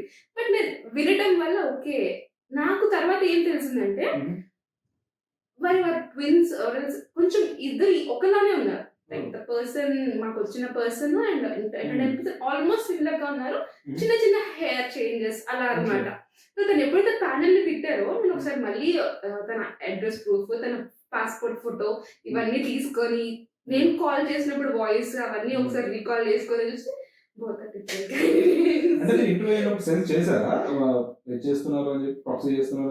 లేదు, చేయలేకపోయాను. ఒకలానే ఉన్నారు, ఆల్మోస్ట్ సిమిలర్ గా ఉన్నారు. అలాంటప్పుడు ఇంకా ఐస్ జూమ్ చేసి చూడటం, వాయిస్ ని రీకాల్ చేసుకోవడం, లేదంటే ఫోన్ మాట్లాడేప్పుడు. సో నేను ఫోన్ మాట్లాడింది, ఇంటర్వ్యూ వాయిస్ రెండు ప్యారల్ గా విన్నా. సో అప్పుడు ఓకే, ఇద్దరు ఒకటి కాదు. అండ్ కాల్ చేస్తే తను యాక్సెప్ట్ చేయలేదు. ఆఫీస్ కి రండి ఇంటర్వ్యూ కంటే తను రాలేదు. అండ్ చెప్పా లాస్ట్ లో మీరు ఇలా ప్యానల్ ని బ్యాక్వర్డ్ యూస్ చేశారు అంటే కొంచెం అది బాగా గుర్తుండిపోయిన ఇన్సిడెంట్ నాకు. వి ఆల్వేస్ అంటే ఎప్పుడైనా సరే మనం ప్యానల్ ని మన కంపెనీనే కదా పాజిటివ్. వన్స్ ఇంటర్వ్యూ అవ్వగానే అలా పెట్టుకుంటున్నారు అంటే కొంచెం బాగా గుర్తుండాలి నాకు. ఒక రోల్ ఓపెన్ అయినప్పుడు ఫస్ట్ త్రీ టైమ్స్ వచ్చాడు ఆ పర్సన్. ఒకసారి అప్పటికి మనకి ఇంకా ఇలా ఆధార్ కార్డ్ అవి చూపించాలి అనే ప్రాసెస్ లేదు. సో ఆ పర్సన్ నుంచి మాకు అది ప్రాసెస్ స్టార్ట్ అయింది. ఇది కూడా ఒక పాయింట్, మీడియం ఎంటర్ప్రైజెస్ కి ఏమైనా దెబ్బ తగిలితే we'll come back with new process అన్నమాట. సో ఏదైనా ఒక ఇన్సిడెంట్ జరిగితేనే వీల్ రియలైజ్ ఓకే ఇది అవసరం అని తెలుస్తుంది. సో అలా ఒక పర్సన్ 3 times వచ్చాడు సేమ్ కంపెనీకి ప్రాక్సీ కింద. Same role. ఇంకా లాస్ట్ కి మేమేం చెప్పామంటే నీ ఒరిజినల్ నేమ్ అది మాకు ఇచ్చేసి మేమే మేము హైర్ చేసుకుంటాం బెటర్ ప్యాకేజ్ కి, సో నువ్వు ప్రాసెస్ ఇవ్వడం మానేసి అని చెప్పి. సేమ్ జరిగింది. అక్కడ ఒక ఇంటర్వ్యూ అవుతుంది. అక్కడ క్లియర్ గా ఏమైంది అంటే కంప్లీట్ క్లోజ్ రూమ్ ఉంది, ఒక చిన్న రూమ్ అనమాట, అది ఒక బ్యాచులర్స్ రూమ్ అనుకుంటా. సో అక్కడ సింక్ రావటం లేదు క్యాండిడేట్, కానీ ఇచ్చే ఆన్సర్స్ కానీ ప్రతిదీ చాలా బాగుంది అనమాట. సో మేము అన్మ్యూట్ చేసేసి ఇంకా మేము అన్నాము ఓకే, సో నీ వెనకాల ఎవరైతే మాట్లాడుతున్నారో వాళ్ళ రెజ్యూమ్ ఇస్తే మేము హైర్ చేసుకుంటాం అని చెప్పి సంఘాన్ని ఇమీడియట్ గా డ్రాప్ అయిపోయారు. కొంతమంది candidates చాలా కాన్ఫిడెంట్ ఉంటారు. ఇట్స్ ఓకే, ఒప్పేసుకోవచ్చు కదా, ఏమైపోతుంది. మీరు ఎలాగో వచ్చి తర్వాత సెకండ్ రౌండ్ మనం face to face. So second round ఎలా పర్ఫార్మ్ చేయలేరు, రిజెక్ట్ అవుతారు. దానికంటే ఒప్పేసుకొని అక్కడే డ్రాప్ అయిపోతే బెటర్. లేదు నన్ను నెట్వర్క్ ఇష్యూస్ అని కవర్ చేయడానికి ట్రై చేస్తారు. It's better to avoid those. ఎందుకు నువ్వు వర్క్ చేయకపోతే, నీ ప్రొబేషన్ పీరియడ్ లోపల నీ పర్ఫార్మెన్స్ బాగాలేకపోతే యూ షుడ్ రిటర్న్ బ్యాక్. దానికంటే నువ్వు ఏదో ప్రిపేర్ అయ్యి కొంచెం మంచిగా ఇంటర్వ్యూ ఇస్తే మంచి ఇంపాక్ట్ ఉంటుంది. మంచి ప్యాకేజ్ తో ఇంకా పర్మనెంట్ జాబ్ అంటే మంచి ఒక కెరియర్ బాగుంటుంది. ఆ లాజిక్ ఎందుకు మిస్ అవుతారో నాకు తెలియదు. బికాస్ 1 year 2 years గ్యాప్స్ వచ్చేస్తూనే ఉంటాయి. ఆ 1 year 2 year కొత్త క్యాండిడేట్ ఎత్తుక్కొని నీకు ఒక బ్యాకప్ లో పెట్టుకునేదంటే ఆ గ్యాప్ అయితే నువ్వు ప్రిపేర్ అయ్యి నువ్వు మంచిగా ఇంటర్వ్యూ ఇస్తే it will be nice. And ఇంకొకటి ఏంటంటే ప్రాక్సీ చేసే ముందు ఒకసారి ఆలోచించాలి. ఎందుకంటే చాలా కంపెనీస్ ఏంటంటే ఇంకా ప్రొఫైల్ ని బ్లాక్ లిస్ట్ చేస్తారు. సో ఇంకా ఆ మార్క్ వచ్చేసింది అంటే, అండ్ నాకు తెలిసి ఇంకా ఫ్యూచర్ లో ఎలా వస్తుంది అంటే గోయింగ్ ఫార్వర్డ్ ఇప్పుడు అడ్వాన్స్డ్ గా ఇప్పుడు సోర్సింగ్ ఛానల్స్ కూడా లైక్ నా ప్రీ ప్రొఫెషనల్ ప్లాట్ఫామ్స్ కూడా ఏదైనా ప్రాక్సీ కేసెస్ చేశారు అంటే అంటే ఈ ఫ్యూచర్ మాకు యాక్సెస్ రావచ్చు. ఇప్పుడు ఆల్రెడీ ఎగ్జిస్టింగ్ ఉందనుకుంటా. ఆ డైరెక్ట్ ఎంప్లాయీ మేము నౌకరీలోనే బ్లాక్ లిస్ట్ చేయొచ్చు. సో ఎంతో కంపెనీకి ప్రాక్సీ చేశారు అని చెప్పి.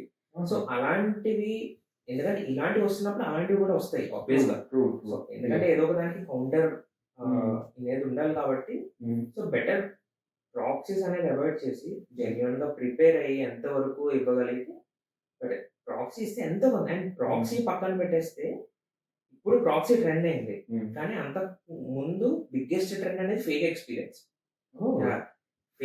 Complete fake experience complete fake certificates, fake experience మనకి ఈజీగా దొరికేస్తుంది మార్కెట్ లో. ఇయర్స్ ఎక్స్పీరియన్స్ కావాలి, ఏ కంపెనీ కావాలి, ఇంక్లూడింగ్ పే స్లిప్స్ సహా ఇస్తారు. బ్యాంక్ స్టేట్మెంట్ ఒకటే క్రియేట్ చేయలేదు కానీ ఇది కూడా చేస్తారు. Because there are some companies నీకు 6 months గ్యాప్ ఉంది అంటే వెంటనే ఫస్ట్ నువ్వు 6 months గ్యాప్ తీసుకోవాలనుకుంటున్నావు, they'll give అంటే నువ్వే మనీ వేసుకోవాలి వాళ్ళ దాంట్లో. they'll take some amount and they'll give the bank statement.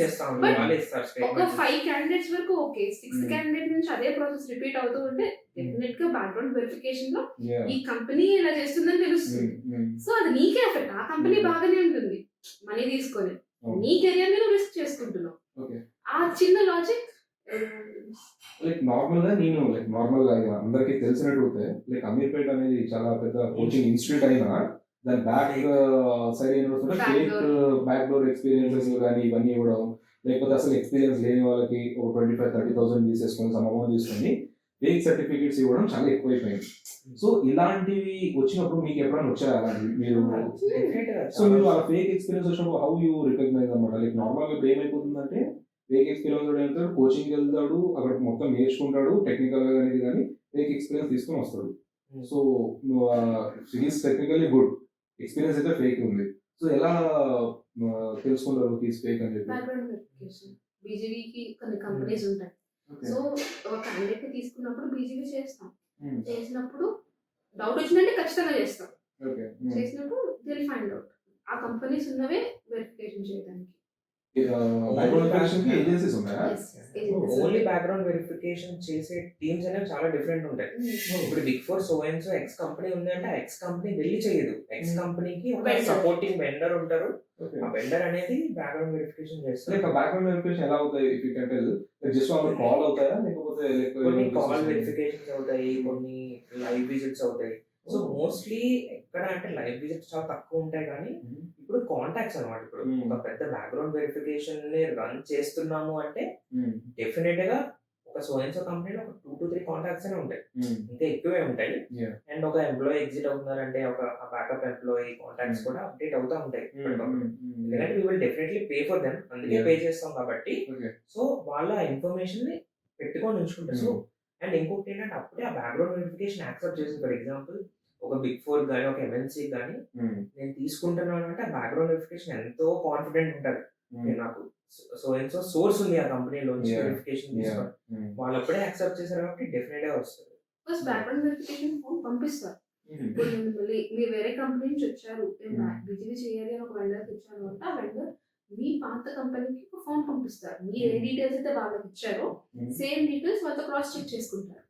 So ఆ కంపెనీ హెచ్ఆర్ పంపించాలి తిరిగి మీకు. సో అక్కడ ఫస్ట్ స్టెప్ అవుతుంది. ఆ తర్వాత వాళ్ళ personal contacts, personal references, already అది బీజీవీ కంపెనీ, సో వాళ్ళు డెఫినెట్ గా అక్యురేట్, ఆల్మోస్ట్ 90% అక్యురేట్ ఉంటారు. సో మాక్సిమం అక్కడే ఫిల్టర్ అయిపోతారు క్యాండిడేట్స్ బీజీవీ చేసినప్పుడు. అంతవరకు వెళ్ళవసరం లేదు. Just for normal example, so and so కంపెనీకి ఒక 10 మేనేజర్స్ ఉంటారు. 2010 నుంచి తీసుకుంటే 10 లో ఒక 10 మేనేజర్స్ ఉంటారు. 5 years వాళ్ళే ఉన్నారు. 2016 లో ఒక ఇద్దరు మానేశారు. ఇద్దరికి రిప్లేస్మెంట్ అనేది బీజీవీ ఖచ్చితంగా ఆ ఇద్దరు లేరా ఆర్ ఇంకా ఇద్దరికి రిప్లేస్మెంట్ ఎవరైనా వచ్చారు. ఫర్ ఎగ్జాంపుల్ లేకపోతే 8 మేనేజర్స్ ఉంటారు. మీరు ఆ కంపెనీలో పని చేశారని తీసుకొస్తారు. ఆ ఫేక్ సర్టిఫికేట్ చేసిన వాడికి ఆ మేనేజర్ పేరు ఎలా తెలుస్తుంది? ఏదో మేనేజర్ పేరు పెడతాడు, సైన్ చేసి ఇస్తాడు.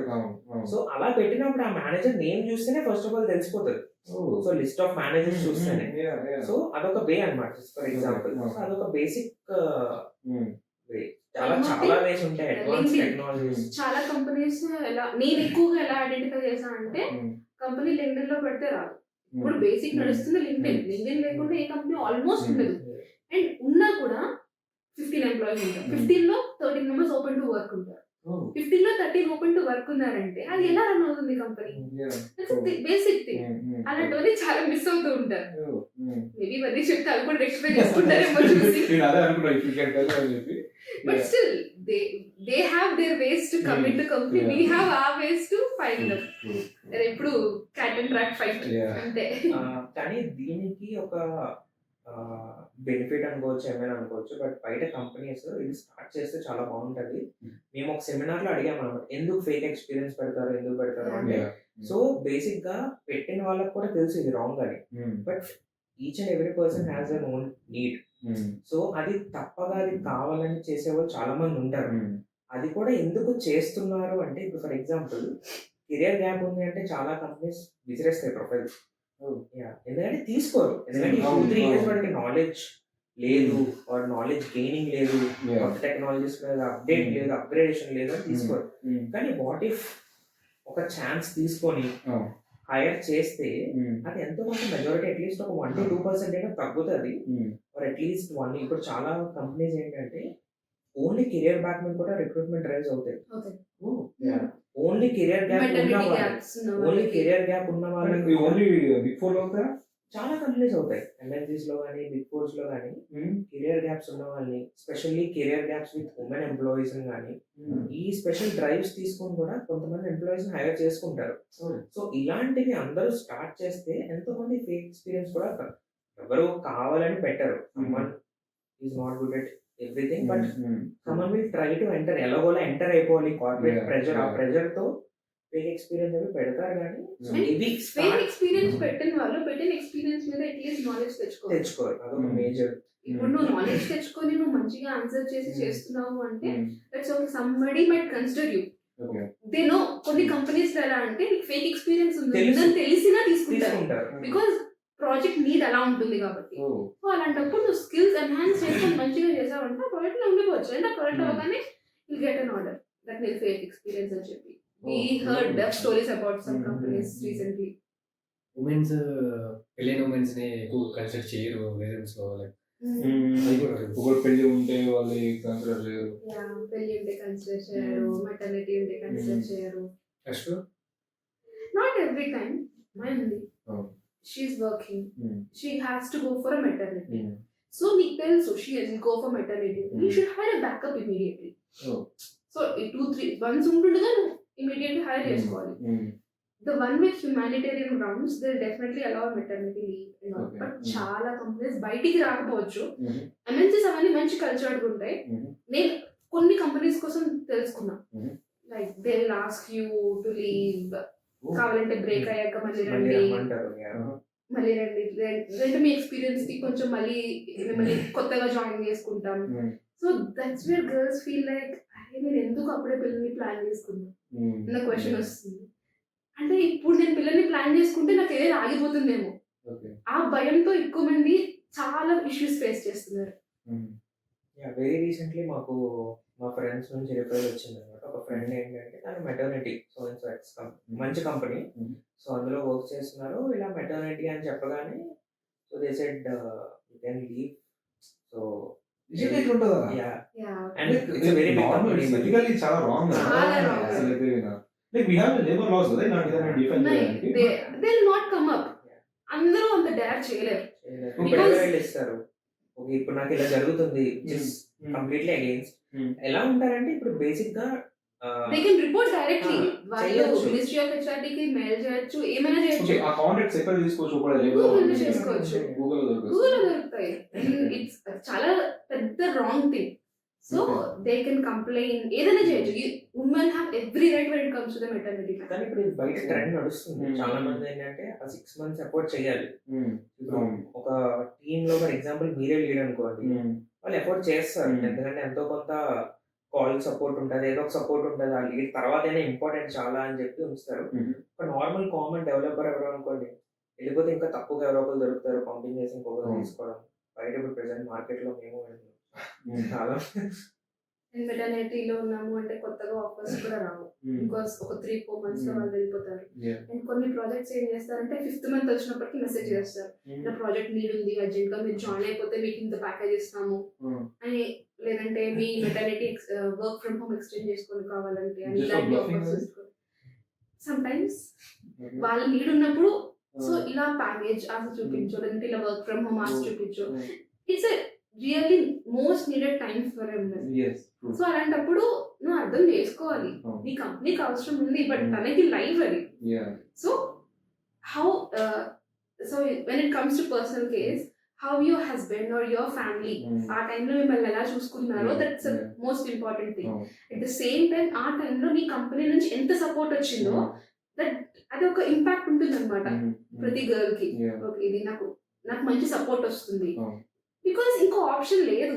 సో ఇప్పుడు అనుకుందాం 6th month నుంచి తను వచ్చేయాలి. ఓకే, 7th month తను రీజాయిన్ అయిపోయింది. ఎక్కడికి వెళ్తాడు అబ్బాయి, లేదంటే పాప ఎక్కడికి వెళ్ళిపోతారు? 6 months బేబీని వదిలేసి రాలేరు. They should resign. ఇప్పుడు కొన్ని సినారియోస్ లో హస్బెండ్స్ కూడా రిజైన్ చేస్తున్నారు. చాలా మంది హస్బెండ్స్ సపోర్ట్ చేస్తున్నారు, యూ గో, ఐ స్టే, నాకు వస్తుంది ఆపర్చునిటీ, నీకు రాకపోవచ్చు అని హస్బెండ్స్ రిజైన్ చేసి పిల్లల్ని చూసుకుంటున్నారు. బికాస్ ఇన్ లాస్ ని నమ్మట్లేదు, పేరెంట్స్ ని నమ్మట్లేదు. ఎందుకంటే వాళ్ళు లైఫ్ వాళ్ళు బతకాలి కదా, because they need some rest. So ఇలా వెళ్తుంది ప్రెసెంట్ అయితే. ఏంటంటే ఇక్కడ నేనేమి అబ్బాయిని సపోర్ట్ చేయట్లేదు, కానీ మెటర్నిటీ ఎంత ఇంపార్టెంట్, పెటర్నిటీ కూడా అంతే ఇంపార్టెంట్. ఇప్పుడు చాలా కంపెనీస్ ఏదో జస్ట్ ఇవ్వాలి కాబట్టి ఫోర్స్ఫుల్ గా ఒక 1 week ఇస్తున్నారు. బట్ అవుట్ సైడ్ మార్కెట్ లో కొన్ని కంపెనీస్ 1 month ఇస్తుంది, 2 months ఇస్తుంది, 2 months 6 months కూడా ఇస్తుంది. సో మాట్లాడి ఈ రోజు తొందరగా తెప్పిస్తా అంటే పెళ్లి చేసుకోలేదు అనుకోండి, అది రిలేషన్ అని. సో పెటర్నిటీ చాలా ఇంపార్టెంట్. ఎందుకంటే ఒక వైఫ్ ని టేక్ కేర్ చేసేది హస్బెండ్. ఒక సపోర్ట్ నో, కేర్ నో ఎవరినో మనం హైర్ చేసుకోవచ్చు, కానీ కొన్ని మ్యాటర్స్ లో కొన్ని టైమ్స్ లో హస్బెండ్ ఇచ్చే సపోర్ట్ ఎవరు ఇవ్వరు. That's again mental pressure. ఎలా చూసుకుంటారు అండ్ వదిలేసి ఎలా వర్క్ మీద పెద్ద ఇంట్రెస్ట్ ఉండదు. ఇంకా ఇక్కడ ఇంట్లో ఎలా ఉంది. సో ఇవన్నీ అర్థం చేసుకొని ఆఫీస్ నుంచి మంచి సపోర్ట్. ఇప్పుడు ఎక్కడైనా వర్క్ చేయటమే. So work from home support, work from home ఇప్పుడు ఎలానో మనకు ఫీజిబిలిటీ వచ్చింది కాబట్టి కోవిడ్ తర్వాత. So work from homes extend చేయడం at least 1 to 2 years, because 2 years అనేది it's a good time. So maybe we can come back. Like అప్పుడు కూడా చిన్న ఫ్లెక్సిబిలిటీతో ఇస్తే ఒక 3 years వరకు ఆ ఫ్లెక్సిబిలిటీ ఉంది అంటే they can rock. It's again అనిపించదు నాకు. ట్రూ, బికాస్ 1 year వరకు ఇంటెన్స్ కేర్ అవసరం ఉంటుంది. 1.5 year వరకు 2 to 3 years companies, corporate companies అనేవి బిజినెస్ థాట్ లో ఎక్కువగా ఉంటాయి కదా. డెఫినెట్లీ. సో ఇది మీ ఒపీనియన్ 3 years అంటున్నారు, but it's not. It's my opinion. Business పరంగా అయితే కొంచెం కష్టం. అదే అంటున్నా, flexibility complete work from home options కాదు. ఇప్పుడు ఫర్ ఎగ్జాంపుల్ లైక్ లేదంటే some part of time, like ఒక 4 hours మేనేజ్ చేసుకొని ఉండడం, లేదంటే ఒక వీక్ కి 3 days రావడం. లైక్ నెక్స్ట్ అంటే that depends on husband and wife కూడా. We should be able to manage. Like 2 days నువ్వు వెళ్ళాలంటే 2 days నేను వెళ్ళాలి, ఒక రోజు అలా మేనేజ్ చేసుకుంటూ. ఇంకా ప్రతిదీ ఇంకా ప్లానింగ్ ఉండాలి. ఇద్దరు వర్క్ చేస్తున్నారు అంటే కంప్లీట్ ప్లానింగ్ అనేది చాలా ఇంపార్టెంట్. సో నాకు ఇక్కడ డౌట్ ఏంటంటే లైక్ నార్మల్గా ఒక ఉమెన్ మెటర్నిటీ లీవ్లో ఉన్నప్పుడు ఇఫ్ ఇట్స్ అనే ఫస్ట్ మెటర్నిటీ సో వాళ్ళకి 6 months ఆఫ్ లీవ్ ఇవ్వడం కానీ ఏదో జరుగుతుంది. If they have second maternity same ఇదే ప్రాసెస్ కదా. ఒకవేళ 3-4 అయితే థర్డ్ నుంచి ఉండదు, థర్డ్ కి వీక్స్ తగ్గుతాయి. ఎండ్ ఆఫ్ Research చేయాలి. ఓకే 2 వరకు మాత్రమే ఏది ఉంటుంది. ఫస్ట్ కి 26 వీక్స్, సెకండ్ కి 26 వీక్స్, ఓకే థర్డ్ చైల్డ్ నుంచి ఒకసారి గూగుల్ చేయండి. 3 to 4 months అనుకుంటా. పర్లేదు 3 months ఎంత ఉంటుంది but 3 to 4 months third child నుంచి అయితే మెటర్నిటీ కంప్లీట్ గా ఎఫెక్ట్ అండ్ ఇట్స్ అవ్వదు. నాట్ మ్యాండేటరీ కూడా బట్ 1 and 2 మాత్రం మ్యాండేటరీ 6 months. ఓకే థర్డ్ నుంచి మీకు ఫ్లెక్సిబుల్ అన్నమాట. అండ్ ఈవెన్ మెటర్నిటీ అంటే కేవలం ఇప్పుడే కాదు, ఏమైనా మిస్ క్యారేజెస్ అయినా కూడా, లేదంటే ఎట్లయినా హెల్త్, ఇప్పుడు మెటర్నిటీ అంటే కంటిన్యూ 6 months కూడా కాదు. Once you applied for maternity ఒక 3 months అప్పుడు, 4th month అప్పుడు మీరు ఆఫీస్ లో ఇన్ఫార్మ్ చేసిన తర్వాత దే కెన్ టేక్ 1 month ఒకసారి, 5 months ఒకసారి. బికాస్ కొన్ని కేసెస్ లో కంప్లీట్ బెడ్ రెస్ట్ ఉండాలి, లేదంటే కంప్లీట్ మూవ్ అవ్వకుండా ఉండాలి, ఇలాంటి సినారియోస్ ఉంటాయి. చాలా మందికి అది తెలియక 6 months 9th month వరకు వర్క్ చేసి ఖచ్చితంగా తీసుకోవాలి అని అనుకుంటారు. బట్ ఇలా స్ప్లిట్ చేసుకునే ఆప్షన్ కూడా ఉంటుంది. బట్ చాలా మందికి ఆ విషయం తెలియదు.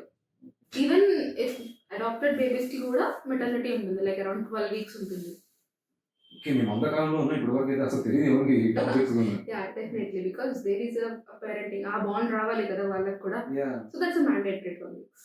ఓకే న్యూ థింగ్ అసలు చాలా మందికి అసలు అవేర్నెస్ ఉన్నారు. అసలు మేబీ బిగ్ 4లో ఈ థింగ్స్ ని మనం చూడడం నాకైతే తెలియదు. లైక్ మిడిల్ కంపెనీస్ లో మనం చూస్తే కదా హెచ్ఆర్ అండ్ ఎంప్లాయీ రిలేషన్షిప్ ఎంతవరకు ఉంటుంది? Like you'll be seeing many problems వస్తుందా, లేకపోతే ఎలా ఉంటుంది? యా ఆఫ్ కోర్స్, అది చాలా ఇంపార్టెంట్ ఎంప్లాయీ రిలేషన్షిప్ అనేది. So what ever, if for example మన ఇద్దరం అనుకున్నాం, we had some heated argument, but still HR should smile, HR should be smiling and చాలా have టఫ్ it. అనిపిస్తుంది కదా. It's a very tough thing, like నీ personal అభిప్రాయాలు or నీ personal ego, you shouldn't get there. Like నాకు personal ఎట్లా అనిపిస్తుంది అంటే నా ఓన్ క్యారెక్టర్ చంపేసుకొని ఒకడు ఏమన్నా ఆ పొజిషన్ లో ఉన్నాం కాబట్టి we should smile. For me it's very tough. As HR మీరు ఎలా మెయింటైన్ చేస్తారు? లైక్ అంటే అది బేసిక్ గా చాలా ఇంపార్టెంట్. ఎందుకంటే ప్రతి ఒక్కరికి పర్సనల్ లైఫ్, ప్రొఫెషనల్ లైఫ్ రెండు ఉంటది. పర్సనల్ ని ప్రొఫెషనల్ లో పెట్టకూడదు, ప్రొఫెషనల్ పర్సనల్ లో పెట్టకూడదు. అప్పుడు ఏంటంటే అయితే పర్సనల్ లైఫ్ ఎఫెక్ట్ అవుతుంది, ప్రొఫెషనల్ లైఫ్ ఎఫెక్ట్ అవుతుంది. సో అది బ్యాలెన్స్ చేస్తూ, అంటే చంపేసుకోవడం అని కాదు, it's one of our HR రెస్పాన్సిబిలిటీగా ఫీల్ అవుతాము. HR talent Yeah, HR talent అనుకోవచ్చు. సో మీరు పేరోల్ రన్ చేసేటప్పుడు మీ శాలరీస్ కన్నా ఎక్కువ శాలరీస్ అయినా మీరు రన్ చేస్తుంటారు వేరే వాళ్ళకి, మీరు తక్కువ శాలరీస్ అయినా మీరు రన్ చేస్తుంటారు. లైక్ మీకు ఎలా అనిపిస్తుంది ఆ టైంలో? అండ్ హెచ్ఆర్ కి ఉండాల్సిన మెయిన్ క్వాలిటీ ఏంటి అంటే you should never be greedy. Because maybe you would have join with 1 LPA or 1.5 or 2 LPA, or you might have 30 LPA. నువ్వు హైర్ చేయబోయే క్యాండిడేట్స్ 50 LPA చేయొచ్చు, ఒక 20 LPA చేయొచ్చు. You should never think like ఇంత money ఎందుకు ఇస్తున్నాం వాళ్ళకి, ఇంత ఎందుకు మనం, నాకెందుకు ఇంత రావట్లే. ఈ క్వశ్చన్ ఆర్ ఈ థాట్ ప్రాసెస్ జీరో అవ్వాలి. అది ఇనిషియల్ గా ఒక 1-2 months నీకు టైం పట్టొచ్చు, బట్ గ్రాడ్యువల్ గా నీ మీద నువ్వు వర్క్ చేసుకోవాలి. ఐ అగ్రీ, ఇనిషియల్ గా నాకు అనిపించేది నాకెందుకు ఇంత తక్కువ వస్తుంది, నాకు కూడా అంటే కంపారిటివ్ టు ద మార్కెట్ నాకు బాగానే రావచ్చు, బట్ స్టిల్ మనకంటూ ఉంటుంది కదా. ఇప్పుడు 10% శాలరీస్ అని నీకు తెలుస్తాయి. ఫస్ట్ థింగ్ మర్చిపోవాలి, నీకు అవసరమైనప్పుడు నీ డేటాలో నువ్వు చూసుకునేటట్టు ఉండాలి, కానీ ఫేస్ చూడగానే శాలరీ గుర్తొచ్చేలా ఉండకూడదు. ఇప్పుడు ఆ క్వాలిటీ బిల్డ్ చేసుకున్నావు అంటే హెచ్ఆర్ గో స్మూత్లీ. నీకు ఒక డిస్సాటిస్ఫాక్షన్ ఉండదు, ఒక మంచి satisfaction. And you should always be happy while offering. Because once నువ్వు హ్యాపీ ఎందుకు అవ్వాలి అంటే నీ పొజిషన్ క్లోజ్ అయింది, నీ వర్క్ కంప్లీట్ అయింది. You should go in that way instead of this much package ఎందుకు దానికి, నాకు ఎందుకు ఇంత ప్యాకేజ్ అనే కంపారిజన్ మాత్రం ఎప్పుడు ఉండకూడదు. This is the first suggestion I received from my manager when I joined. I strongly remember that. So ఇప్పుడు లైక్ నార్మల్ గా రీసెంట్ గా ఆఫీస్ లో జాయిన్ అయిన ఒక పాయింట్ వరకు ఐ హావెంట్ రియలైజ్ దట్ పాష్ అనేది ఒకటి ఉంటుంది అని చెప్పి. సో నార్మల్ గా ఇక్కడ ఏంటంటే లైక్ బిగ్ 4 లో కూడా ఉంటాయి కదా, లైక్ పాష్ అనేది బిగ్ 4 లో కూడా ఉంటుంది. సో మిడిల్ వేర్ లో కూడా పాష్ That's like mandatory thing. This was newly introduced to corporate world. చాలా రోజుల నుంచి. ఓకే 2017 అనుకుంటా ఇయర్ సెర్చ్ చేసుకోవాలి. లైక్ మీ పాష్ లో మీ ఎక్స్పీరియన్సెస్ ఏంటి, లేకపోతే ఇన్ యువర్ ఆర్గనైజేషన్స్ కానీ మీరు విన్న ఆర్గనైజేషన్ ఎక్కడైనా కానీ ఎనీ ఇన్సిడెంట్స్ హ్యాపెన్? నాకైతే ఇన్సిడెంట్స్ ఏం అవ్వలేదు, బట్ పాష్ ఎందుకు అంటే కట్ షార్ట్ లో చెప్పాలంటే ఇప్పుడు ఫర్ ఎగ్జాంపుల్ ఒక ఫీమేల్ ఆర్ మేల్ ఎంప్లాయీకి మీ మీద ఏదో పర్సనల్ గ్రడ్జ్ ఉండొచ్చు. సో అది యూస్ చేసుకొని ఏదైనా రాంగ్ గా పోర్ట్రేట్ చేశారు అనుకోండి, మేనేజర్స్ అనేది వచ్చి అంటే initial research or initial screening అనేది కంపెనీలోనే చేస్తారు, కానీ వాళ్ళు ఫైండ్ అవుట్ చేయలేకపోవచ్చు. ఇద్దరు జెన్యున్ అనిపించచ్చు, కానీ second round or third round ఏంటంటే వాళ్ళు వచ్చి చేస్తారు, ఒక కోచ్ పీపుల్ వచ్చి చేస్తారు, కమిటీ వచ్చి చేసినప్పుడు దే విల్ ఫైండ్ అవుట్ ఎవరు జెన్యున్ అనేది. సో ఇలాంటి కేసెస్ లో హెల్ప్ఫుల్ అవుతుంది. But personal experience and when it comes to POSH it's only for female basically. Male కి కూడా యాష్ ఉంది, యాంటీ సెక్షువల్ హరాస్మెంట్ అంటే ఇట్స్ పాలసీ అన్నమాట ఇంక్లూడెడ్. పాష్ లో కమిటీ ఉండదు దానికి, but HR will take care of ash.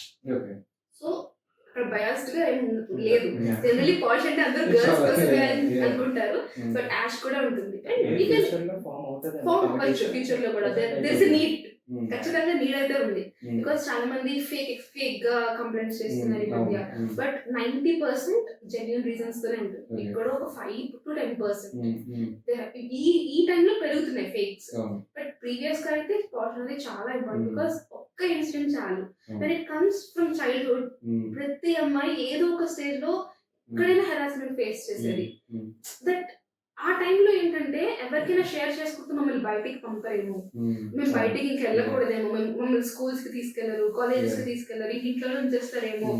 ఇప్పుడు బాగుంది, ఇప్పుడు నిజంగా బాగుంది. ఇప్పుడు పేరెంట్స్ చాలా సపోర్టివ్ గా ఉన్నారు. అప్పుడు అవేర్నెస్ లేక పేరెంట్స్ కి చెప్పుకోవాలి అన్న థాట్ కూడా మాకు వచ్చేది కాదు. ఇట్స్ లాంగ్ టాపిక్ మాట్లాడుకుంటే. మీరు మాట్లాడే like I personally felt like women కి ఏమైనా అవుతాయి లైక్ జాబ్ మానేయమంటారు. దిస్ నేను పర్సనల్గా ఫెల్ట్ దిస్ వన్. లైక్ నాకు పర్సనల్గా ఎక్కడ కనెక్ట్ అయిందంటే వన్స్ ఐ వాజ్ రీడింగ్ మా ఊళ్ళో ఉన్నప్పుడు, like once I was reading from college to home అన్నమాట. ఈవినింగ్ టైం వస్తుంటే ఇద్దరు అమ్మాయిలు ఉన్నాం మా ఏరియాలో, వాళ్ళు తెలిసింది వాళ్ళకి. లైక్ రోడ్లో ఇలా నడుచుకుంటూ వస్తుంటే some guys were harassing or లేకపోతే బైక్లో తిరుగుతూ ఇలా ఇలా చేస్తున్నారు అనమాట. తెలిసిన అంటే అన్న అన్నది, ఏంటమ్మా అంటే అన్న ఇంట్లో డ్రాప్ చేయన్నాడు.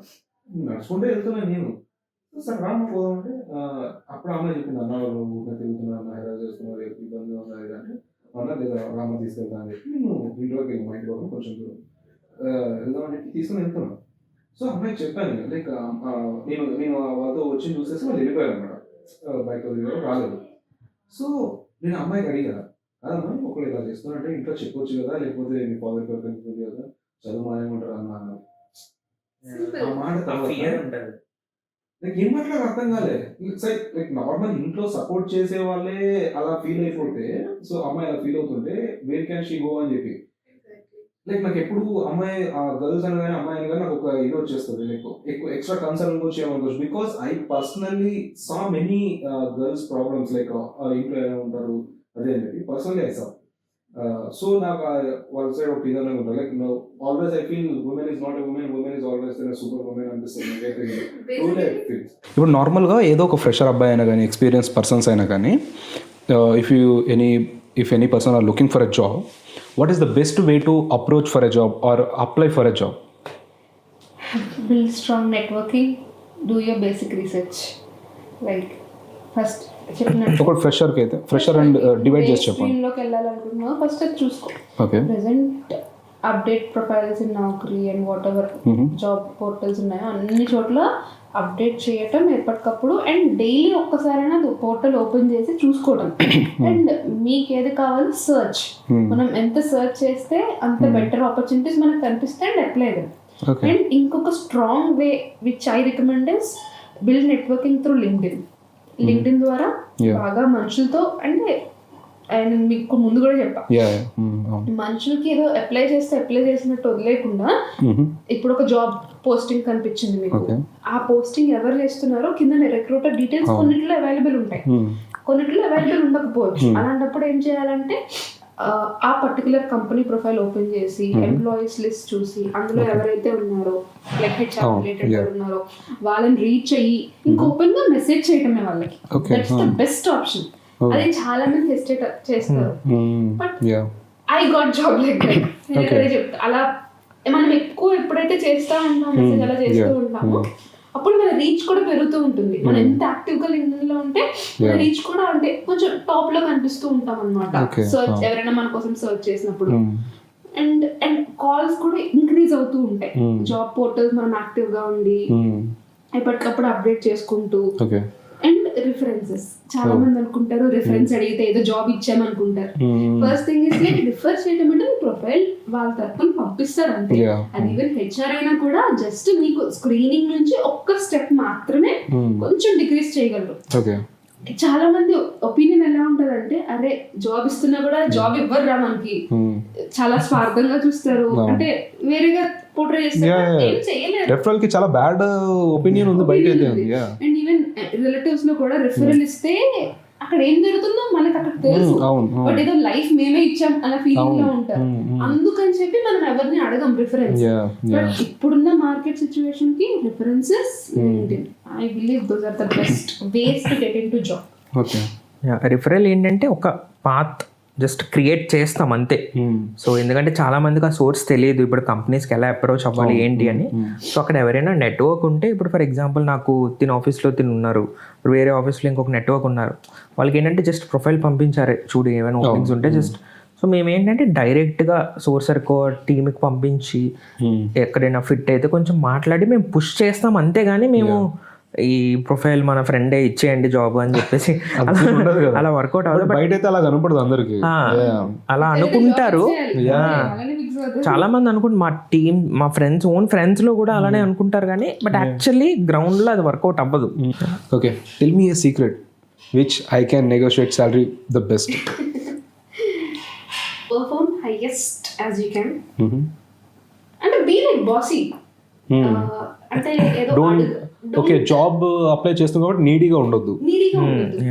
Just be bossy. అంటే you need it. If not this recruiter, we'll have someone. అంటే అంత కాన్ఫిడెన్స్ నీలో పెంచుకో. ఓకే, నీలో అంత కాన్ఫిడెన్స్ ఉంటే అంత స్కిల్ ఉంటేనే అంత కాన్ఫిడెన్స్ ఉండాలి. స్కిల్ ఉండి కాన్ఫిడెన్స్ తక్కువ ఉంటే విల్ క్లియర్. ఎందుకంటే ఇప్పుడు ఈజీగా తెలిసిపోతుంది మీరు కన్విన్సింగ్ గా మాట్లాడుతున్నారా, నాకు ఎలా అయినా జాబ్ కావాలని మాట్లాడుతున్నారా. కొంతమంది ఏంటంటే చాలా స్ట్రాంగ్ గా మాట్లాడతారు, వాళ్ళకి బేసిక్ గా బయట ఆఫర్స్ ఉండవు, ఏముండదు, బట్ షోకేస్ ఏంటి అంటే నాకు ఇది కాకపోతే వేరేది, నాకైతే ఇంతే కావాలి అన్నట్టు మాట్లాడతారు అనమాట. సో ఆ కాన్ఫిడెన్స్ లెవెల్స్ లో కూడా ఒకటి ఉంటది అనమాట. Okay, I'm done with this. Okay, చిన్నగా 2 నిమిషాలు. 2 నిమిషాలు కాదు, అందుకే మొత్తం చెప్పకూడదు, చెప్పాలి. చెప్తానా ఇంకా 2016 జూన్ తో స్టార్ట్ చేసుకొని చిన్న చిన్న సెల్లు లైక్ అవి కోసం గోడ దొరికినాయి గోడ ఎక్కడ దొరికేవి, ఫెన్సింగ్ చేయడం కదా.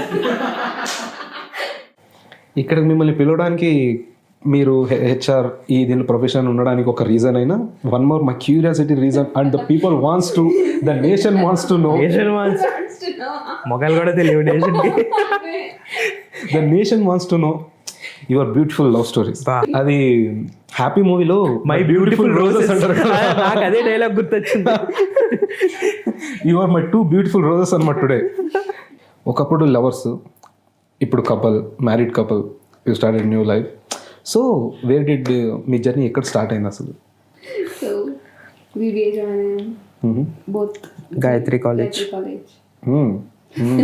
పేరు కూడా అదే, బట్ క్లాస్ రూమ్ లో మీట్ అవ్వలే first. Okay, first Swachh Bharat వెళ్ళాము. మోదీ తాత స్వచ్ఛ భారత్ అది హిట్ అయిందో లేదో కానీ ఇది మాత్రం హిట్ అయింది అసలు. November 26th September 18th. ఏంటి భయ్, అప్పుడు పెళ్ళి అయితే మాత్రం డేట్ మర్చిపోతావు నువ్వు. నాకు సెప్టెంబర్కి నవంబర్కి కన్ఫ్యూజన్ అనమాట. September 18th.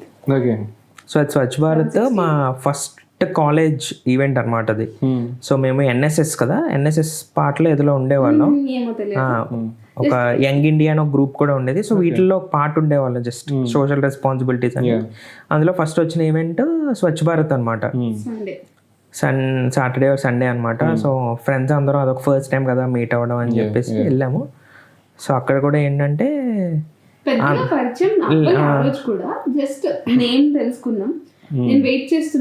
మేము వచ్చేసాం అని చెప్తే యాక్చువల్లీ రాలేదు, మేము ఇంకా ఇంటి దగ్గర స్టార్ట్ అయ్యాం కానీ ఈమె కంగారు పడితే ఈమె వచ్చేసింది, వర్షంలో నుంచి ఉంది పాపం.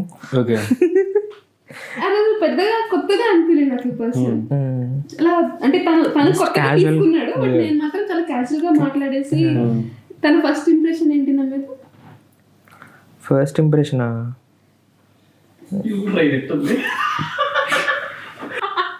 వెళ్ళగానే క్యాప్ ఇచ్చింది అనుకుంటా, ఇది పట్టుకో అని చెప్పేసి ఇచ్చింది అనమాట. అంటే హాయ్ బాయ్ ఏం లేదు, పేరు లేదు, ఏదో అక్కడ నించున్నా ఇది పట్టుకో ఈ క్యాప్ అని చెప్పేసి ఇచ్చింది అనుకుంటా. అదే ఫస్ట్ టైం మాట్లాడడం. ఇంకా తర్వాత అంత పెద్ద ఏం మాట్లాడుకోలేదు బేసిక్ గా.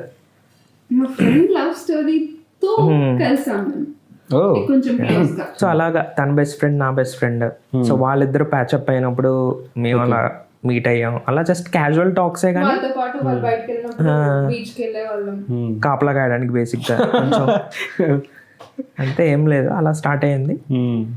బట్ ఎప్పుడు క్లోజ్ అయ్యాము అన్నది ఒక 2 months ఎంతో అయిపోయింది అనుకుంటా. ఈమె నా బర్త్డే తన బర్త్డే డిసెంబర్, అప్పుడు సెలబ్రేట్ చేసుకున్నాం. ఈమె ఎకనామిక్ సబ్జెక్ట్ ఫెయిల్ అయిపోయింది, సో దానికి నేను చదివించి పాస్ చేయించాను. అలా అక్కడ స్టార్ట్ అయింది బేసిక్ గా. ఓకే, లైక్ నాకు తెలిసినంత వరకు మీరే ముందు ఫస్ట్ ప్రపోజ్ చేశారని చెప్పి, like why did you choose, like why him? ఆ టైంలో ఆయన కళ్ళలో ఏం చూసి మీరు డిసైడ్ అయ్యారు? కళలో కాదు, ఇట్స్ ఆల్వేస్ అంటే నాకు ఎప్పుడు దాన్ని కొత్తగా అనిపించలే. And I somewhere I felt like he is my man. అదే వై, హౌ? బేసిక్గా ఒక చిన్న ఇష్యూ అయిందనమాట కాలేజ్లో మా ఫ్రెండ్స్తో. అందరూ కొంచెం అతనితో నేను ఎక్కువగా కలిసి ఉంటే వీళ్ళ ఫ్రెండ్స్ వచ్చి ఎందుకు తను మాకు వదలట్లే అలా ఇలా చేసి, అండ్ మధ్యలో చెప్పాను కదా మా బెస్ట్ ఫ్రెండ్ ఒక అబ్బాయి, తనతో నాకు ఇష్యూ అయినప్పుడు ఎవరు నాతో మాట్లాడలా. He is the only person stood with me. తను రెండు వైపులో న్యూట్రల్ గానే ఉండేవాడు. నాకు అలా ఉండేవాళ్ళంటే బేసిక్ గా చాలా ఇష్టం. చిన్నప్పటి నుంచి అలా చూసి I use to avoid people. నాకు పెద్దగా నేను కలవను పీపుల్. ఒకప్పుడు అలానే ఉండేదాన్ని, ఇప్పుడైతే మొత్తం మారిపోయారు కానీ. బట్ నాతో అలా నా కోసం ఒక స్టాండ్ తీసుకోవడం, నాతో ఒక పర్సన్ అలా కంటిన్యూగా ఉండడం, మా జర్నీ నాకు బాగా నచ్చింది. అండ్ నాకు అది నాతోనే ఉండిపోవాలంటే ఏదో ఆగిపోవాలి ఇక్కడితో అన్న ఫీలింగ్ నాకు రాలేదు. అండ్ మేబీ తన మనసులో లేకపోతే ఇదేమైనా తను ఫ్రెండ్లీగా చూస్తుంది, నేనేమైనా తప్పుగా ఓకే ఫ్యూచర్ లో ప్లాన్స్ పెట్టుకున్నాను, నేను డిసప్పాయింట్ అవుతా. అండ్ ఫ్రెండ్షిప్ కి కూడా కొంచెం వాల్యూబుల్ అయినట్టు కదా. So that's where I wanted to propose. తను చెప్పడం నాకు తెలుసు, డీప్ గా చిన్న థాట్ ఉంది తనకు కూడా ఇష్టమే అని చెప్పి ఆ కాన్ఫిడెన్స్ ప్రపోజ్. ఇప్పుడు ఈమె చెప్పక ముందు నీకు తెలుసా షీ హ్యాడ్ ఎ ఫీలింగ్స్ అని చెప్పి, లేకపోతే నీ ఫీలింగ్ ఏముండే అప్పుడు? నాకు ఉండే ఫీలింగ్, బట్ సేమ్ టైం ఏంటంటే షీ వాస్ ద వన్ అని నీకు ఫిక్స్ అయ్యాను. బట్ ఆమె చెప్పకపోతే మీరు చెప్తుండేనా? చెప్తాను, బట్ కాలేజ్ అయిపోయాక చెప్దాం అనుకున్నాను. ఎందుకంటే ఫ్రెండ్షిప్ పోతుందేమో, ఆ బాండ్ పోతే. ఎందుకంటే ఇంకొక 2.5 years, ఇంకా జస్ట్ ఫస్ట్ ఇయర్ కూడా కంప్లీట్ అవ్వలేదు. ఒక సెమిస్టర్ అయ్యింది, ఇంకా సెకండ్ సెమిస్టర్ అవుతుంది, ఇంకా 2 years జర్నీ ఉంటుంది, ఫేస్ ఆఫ్ అవ్వాలి, చాలా కష్టం కదా అని చెప్పేసి. బట్ ముందు రోజే తెలిసిపోయింది. ఇంకా ముందు రోజు చావు కొట్టింది, నైట్ అంతా పడుకొని లేదు. రేపు ఒకటి చెప్తా నువ్వేమనకూడదు, రేపు చెప్తా. సో ఇంకా ఏమనలేదు. ఏంటి అంటే రేపు చెప్తా అనేది చెప్పేది, కానీ ఏంటి అనేది చెప్పలేదు. అర్థమైంది. అది మీ ఇద్దరికి తప్ప కాలేజ్ అంతా తెలుసుంటుంది. So next day women's day అనమాట, March 8th, 2017. సో ఆ రోజు ఉమెన్స్ డే సెమినార్ అవుతుంది కదా, అబ్బాయిలకి ఖాళీయే. షీఈ్ ద ఓన్లీ పర్సన్ అనమాట బంక్ కొట్టింది.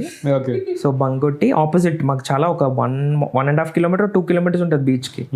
సో వెళ్ళాం, కూర్చున్నాం. So that is when she proposed. పెళ్లి చేసుకుంటామని అడిగింది, ఏమన్నారు? ఎస్ అన్న, అంతే, ఇంకేమనలే. చేసానులే. ఎలా చెప్పా అంటే పెళ్లి చేసుకుంటా అంటే నన్ను ఆపు, నేను వెళ్ళిపోతా, లేదంటే నువ్వు నన్ను పిలవకు అని చెప్పా. తనేమో చేయబట్టుకుని కూర్చో అని చెప్పి కూర్చోబెట్టాడు, అంతే. ఓకే, ఆ రోజు స్టార్ట్ అయిన journey. Today you are married, you started a new home. Okay, like okay, మీరు యాక్సెప్ట్ చేసిన తర్వాత like how was your journey? Like initial డేస్లో అంటే నేను అనుకునేది అంటే అండర్స్టాండింగ్ అనేది కొంచెం తక్కువ ఉంటుంది. సో లేటర్ ఆన్ రిలేషన్షిప్లో అండర్స్టాండింగ్ పెరిగిన తర్వాత ఒక క్లారిటీ అనేది వస్తుంది అని చెప్పి. లైక్ నేను మీతో ట్రావెల్ చేసిన టైంలో I never heard type of like ఎప్పుడు మీరు గొడవలు పడలేదా, లైక్ బ్రేకప్ అంటే ఇప్పుడు నార్మల్గా ఎవరు స్టోరీస్ విన్నా రిలేషన్షిప్ స్టార్ట్ అయిన కొన్ని రోజుల్లోనే పెద్ద పెద్ద గొడవలు అవడం కానీ, బ్రేకప్ వరకు వెళ్ళిపోవడం కానీ, మళ్ళీ ప్యాచప్స్ అవ్వడం కానీ, ఇలాంటివన్నీ చాలా వింటున్నాం. లైక్ మీరు ఆ ఎక్స్టెంట్ వరకు ఎప్పుడు కానీ వెళ్ళి యాక్చువల్లీ చెప్పాలంటే ఒక రోజు కూడా మేము మాట్లాడుకోకుండా లేము. ఇప్పుడు ఎంత గొడవ అయినా కూడా ఒక్కసారి తను ఓబిటి అన్న ఒక ట్రైనింగ్ కి వెళ్ళాడు గీతలో ఉన్నప్పుడు. That's the only day complete disconnect అన్నమాట. ఫోన్స్ అవేం అలా లేదు వాళ్ళు. అప్పుడు కూడా ఎవరి ఫోన్ నుంచి మెసేజ్ అయితే చేశాడు, కీప్యాడ్ ఫోన్ ఉంటే కాల్ చేసి సంథింగ్ చేశాడు. దట్స్ ద ఓన్లీ డే నాకు తెలిసి మేము ఇద్దరం మాట్లాడుతాం. Zero communication. లేదంటే అసలు ఎంత గొడవైనా ఇంకా తిట్టుకున్నా ఏం చేసుకున్నా కూడా నార్మల్ గానే మాట్లాడుకుంటాం. ఆ టాపిక్ పక్కన పెట్టేసి మాట్లాడేసుకుంటాం. తర్వాత మళ్ళీ ఆ టాపిక్ మధ్యలో ఎలాగోలా వస్తుంది కానీ మాట్లాడుకోవడం అనేది ఇప్పటికి వచ్చి ఎప్పుడు చాలా కామన్. ఇనిషియల్ స్టేజ్ లో మిస్అండర్స్టాండింగ్స్ అనే కంటే పొసెసివ్నెస్ అండ్ ఒకరితో ఒకరు స్పెండ్ చేయాలి అన్న చిన్న సెల్ఫిష్నెస్. అది సెల్ఫిష్నెస్ అని కూడా అన్ను కొంచెం అనిపిస్తుంది. కలిసి ఎక్కువ ఉండాలి, ఎక్కువ స్పెండ్ చేయాలి. ఇంకా ఇనిషియల్ డేస్ కదా కొంచెం కుర్రతనం అది వచ్చాయి కదా, సో బాగా అనిపిస్తుంది.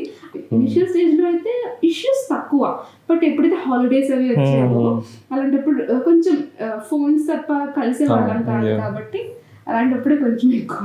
టు బి ఆనెస్ట్ మేము ఏంటంటే ఎక్కువ టైం స్పెండ్ చేసేది ఈచ్ అదర్ అండర్స్టాండింగ్కే. I think closely 1.5 year. అంటే టైం స్పెండ్ అంటే కాలేజ్ అయిపోయిన తర్వాత వెళ్ళడం, కూర్చోవడం అంతే.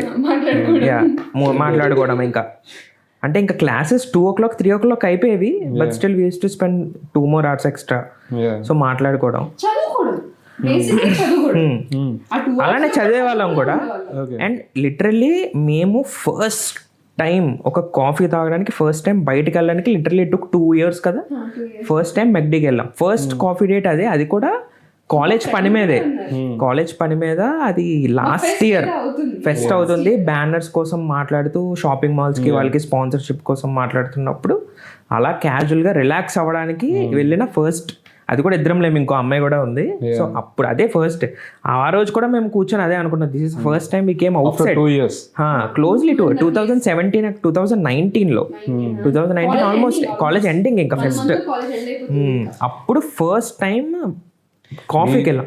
ఓకే, మీరు 2.5 years తర్వాత ఫస్ట్ కాఫీ డేట్ వెళ్ళే లోపల చాలా రిలేషన్స్ బ్రేక్ అయి పంచాయతీలు అయిపోయింది అసలు అయితే. I have seen many. Like నా లైఫ్లో మీకు లైక్ ర్యాండమ్గా గుర్తు చేసుకున్న, నాకు సరిగ్గా గుర్తుకుని లేవు కానీ ఎన్ని స్టోరీస్ విన్నాను. అందులో సక్సెస్ అయినవి స్టోరీస్, పెళ్ళి అవుతున్న స్టోరీస్ చాలా రేర్, మెజారిటీ వినే. దాంట్లో మీరు వింటే మీ యువర్ ద ఫస్ట్ అని చెప్పి నాకు గుర్తు వస్తుంది. ఇప్పుడైతే గిన నాకు ఉన్న గుర్తు ప్రకారం లవ్ స్టోరీస్లో యువర్ ద ఫస్ట్. మేమే సెకండ్ కపుల్ అనుకుంటా మ్యారింగ్. ఒక కపుల్ మ్యారేజ్ చేసుకున్నారు, 1 or 2 అంతే. Like when you are in a relationship, మీరు కాలేజ్ డేస్లో what is the crazy incidents you done? Like ఇది ఒక నాకు బిగ్ మెమరీగా ఉండిపోద్ది అన్న incident type, like it's funny or serious something else. So మాకైతే మేము ఇంటర్న్షిప్కి వెళ్తున్నాం. ఇంటర్న్షిప్కి వెళ్ళే ముందు ఏమైందంటే ఇంకా లాస్ట్ ఎండింగ్. సో ఒక మాల్లో చేస్తున్నాం ఇంటర్న్షిప్. సో అక్కడ ఏంటంటే ఒక సర్వే క్లోజ్ చేసేయాలి. ఇంకా సర్వే క్లోజింగ్ ఏంటంటే వాళ్ళు ఇంకా క్లోజింగ్ టైంలో రమ్మన్నారు. 8 o'clock అలా వస్తే కస్టమర్స్ తక్కువ ఉంటారు. సో అప్పుడు మేము స్టాఫ్తో మాట్లాడి సర్వే తీసుకోవాలి. సో తక్కువ కాదు, క్లోజ్లీ 40 to 50 సర్వేస్ తీసుకోవాలన్నమాట. సో ఆ 8 o'clock వరకు మేము బయట ఏం చేస్తాం, ఆ మాల్లో కూర్చోవాలి అలా. సో అందుకని చెప్పి మేము అలా బయట టైం స్పెండ్ చేస్తూ కాలేజ్ దగ్గరే ఉన్నాం. కాలేజ్ దగ్గరలోనే స్పెండ్ చేస్తూ సో ఇంకా అలాగా బయటకు వచ్చాము. ఇంకా ఓకే ఇంక వెళ్ళిపోదామని బయటకు వస్తే మా ప్రాజెక్ట్ ఎవరైతే రివ్యూ చేయాలో ఆయనకే మేము ఫేస్ ఆఫ్ అయ్యాం అనమాట. నెక్స్ట్ డే ఇంకా సర్వే అయిపోయిన తర్వాత ఆయనకి వెళ్ళి సబ్మిట్ చేసి ఇంకా ఆయన సైన్ చేసి ప్రాజెక్ట్ అప్రూవ్ చేయాలి. సో ఆయనకే ఫేస్ ఆఫ్ ఈమెకి అయిపోయింది కానీ నాకు అవ్వలేదు. ఇద్దరికి ఒకటే ప్రాజెక్ట్ రివ్యూయర్. ఈమెకి చేస్తారు, నాకు మాత్రం ఒక 10-15 రోజులు అయిన తర్వాత ఇంకా క్లైమాక్స్ ఒక 2 days బిఫోర్, వైవాక్ ఒక 2 days బిఫోర్ అనుకుంటా, అప్పుడు అప్రూవ్ అయింది. అదేది క్రేజీ. ఇంకా మీకు నాకా క్రేజీ అనగానే గుర్తుండిపోయిన ఇన్సిడెంట్ అనమాట. ఒకసారి నా రిజల్ట్ చూడడానికి వెళ్ళాడు. రిజల్ట్ చూడడానికి వెళ్ళినప్పుడు రిజల్ట్ చూసి రావాలి కదా, వచ్చి ఇంకోసారి నేను టాపర్ అనుకో అన్నాడు. అన్నాడు.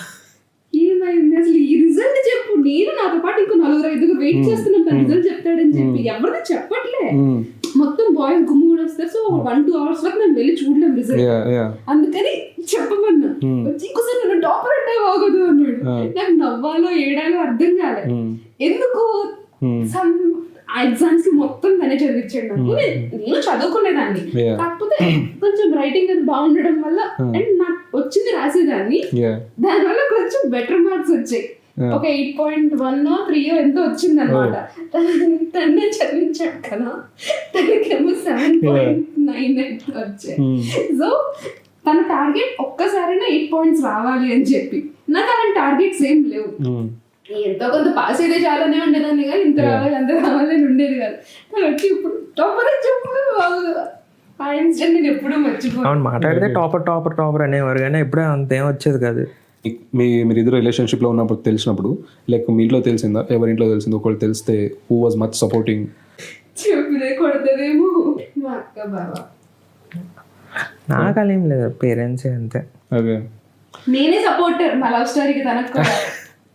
ఎక్స్టెంట్ అంటే భయ మీరు ఆమెలో ఈ పిల్లలు ఈ క్వాలిటీ లేకుండా ఉంటే బాగుండు అనిపించే క్వాలిటీ అని చెప్పండి. స్ట్రైట్ ఫార్వర్డ్నెస్ అనమాట, మొహమ్మే చెప్తుంది.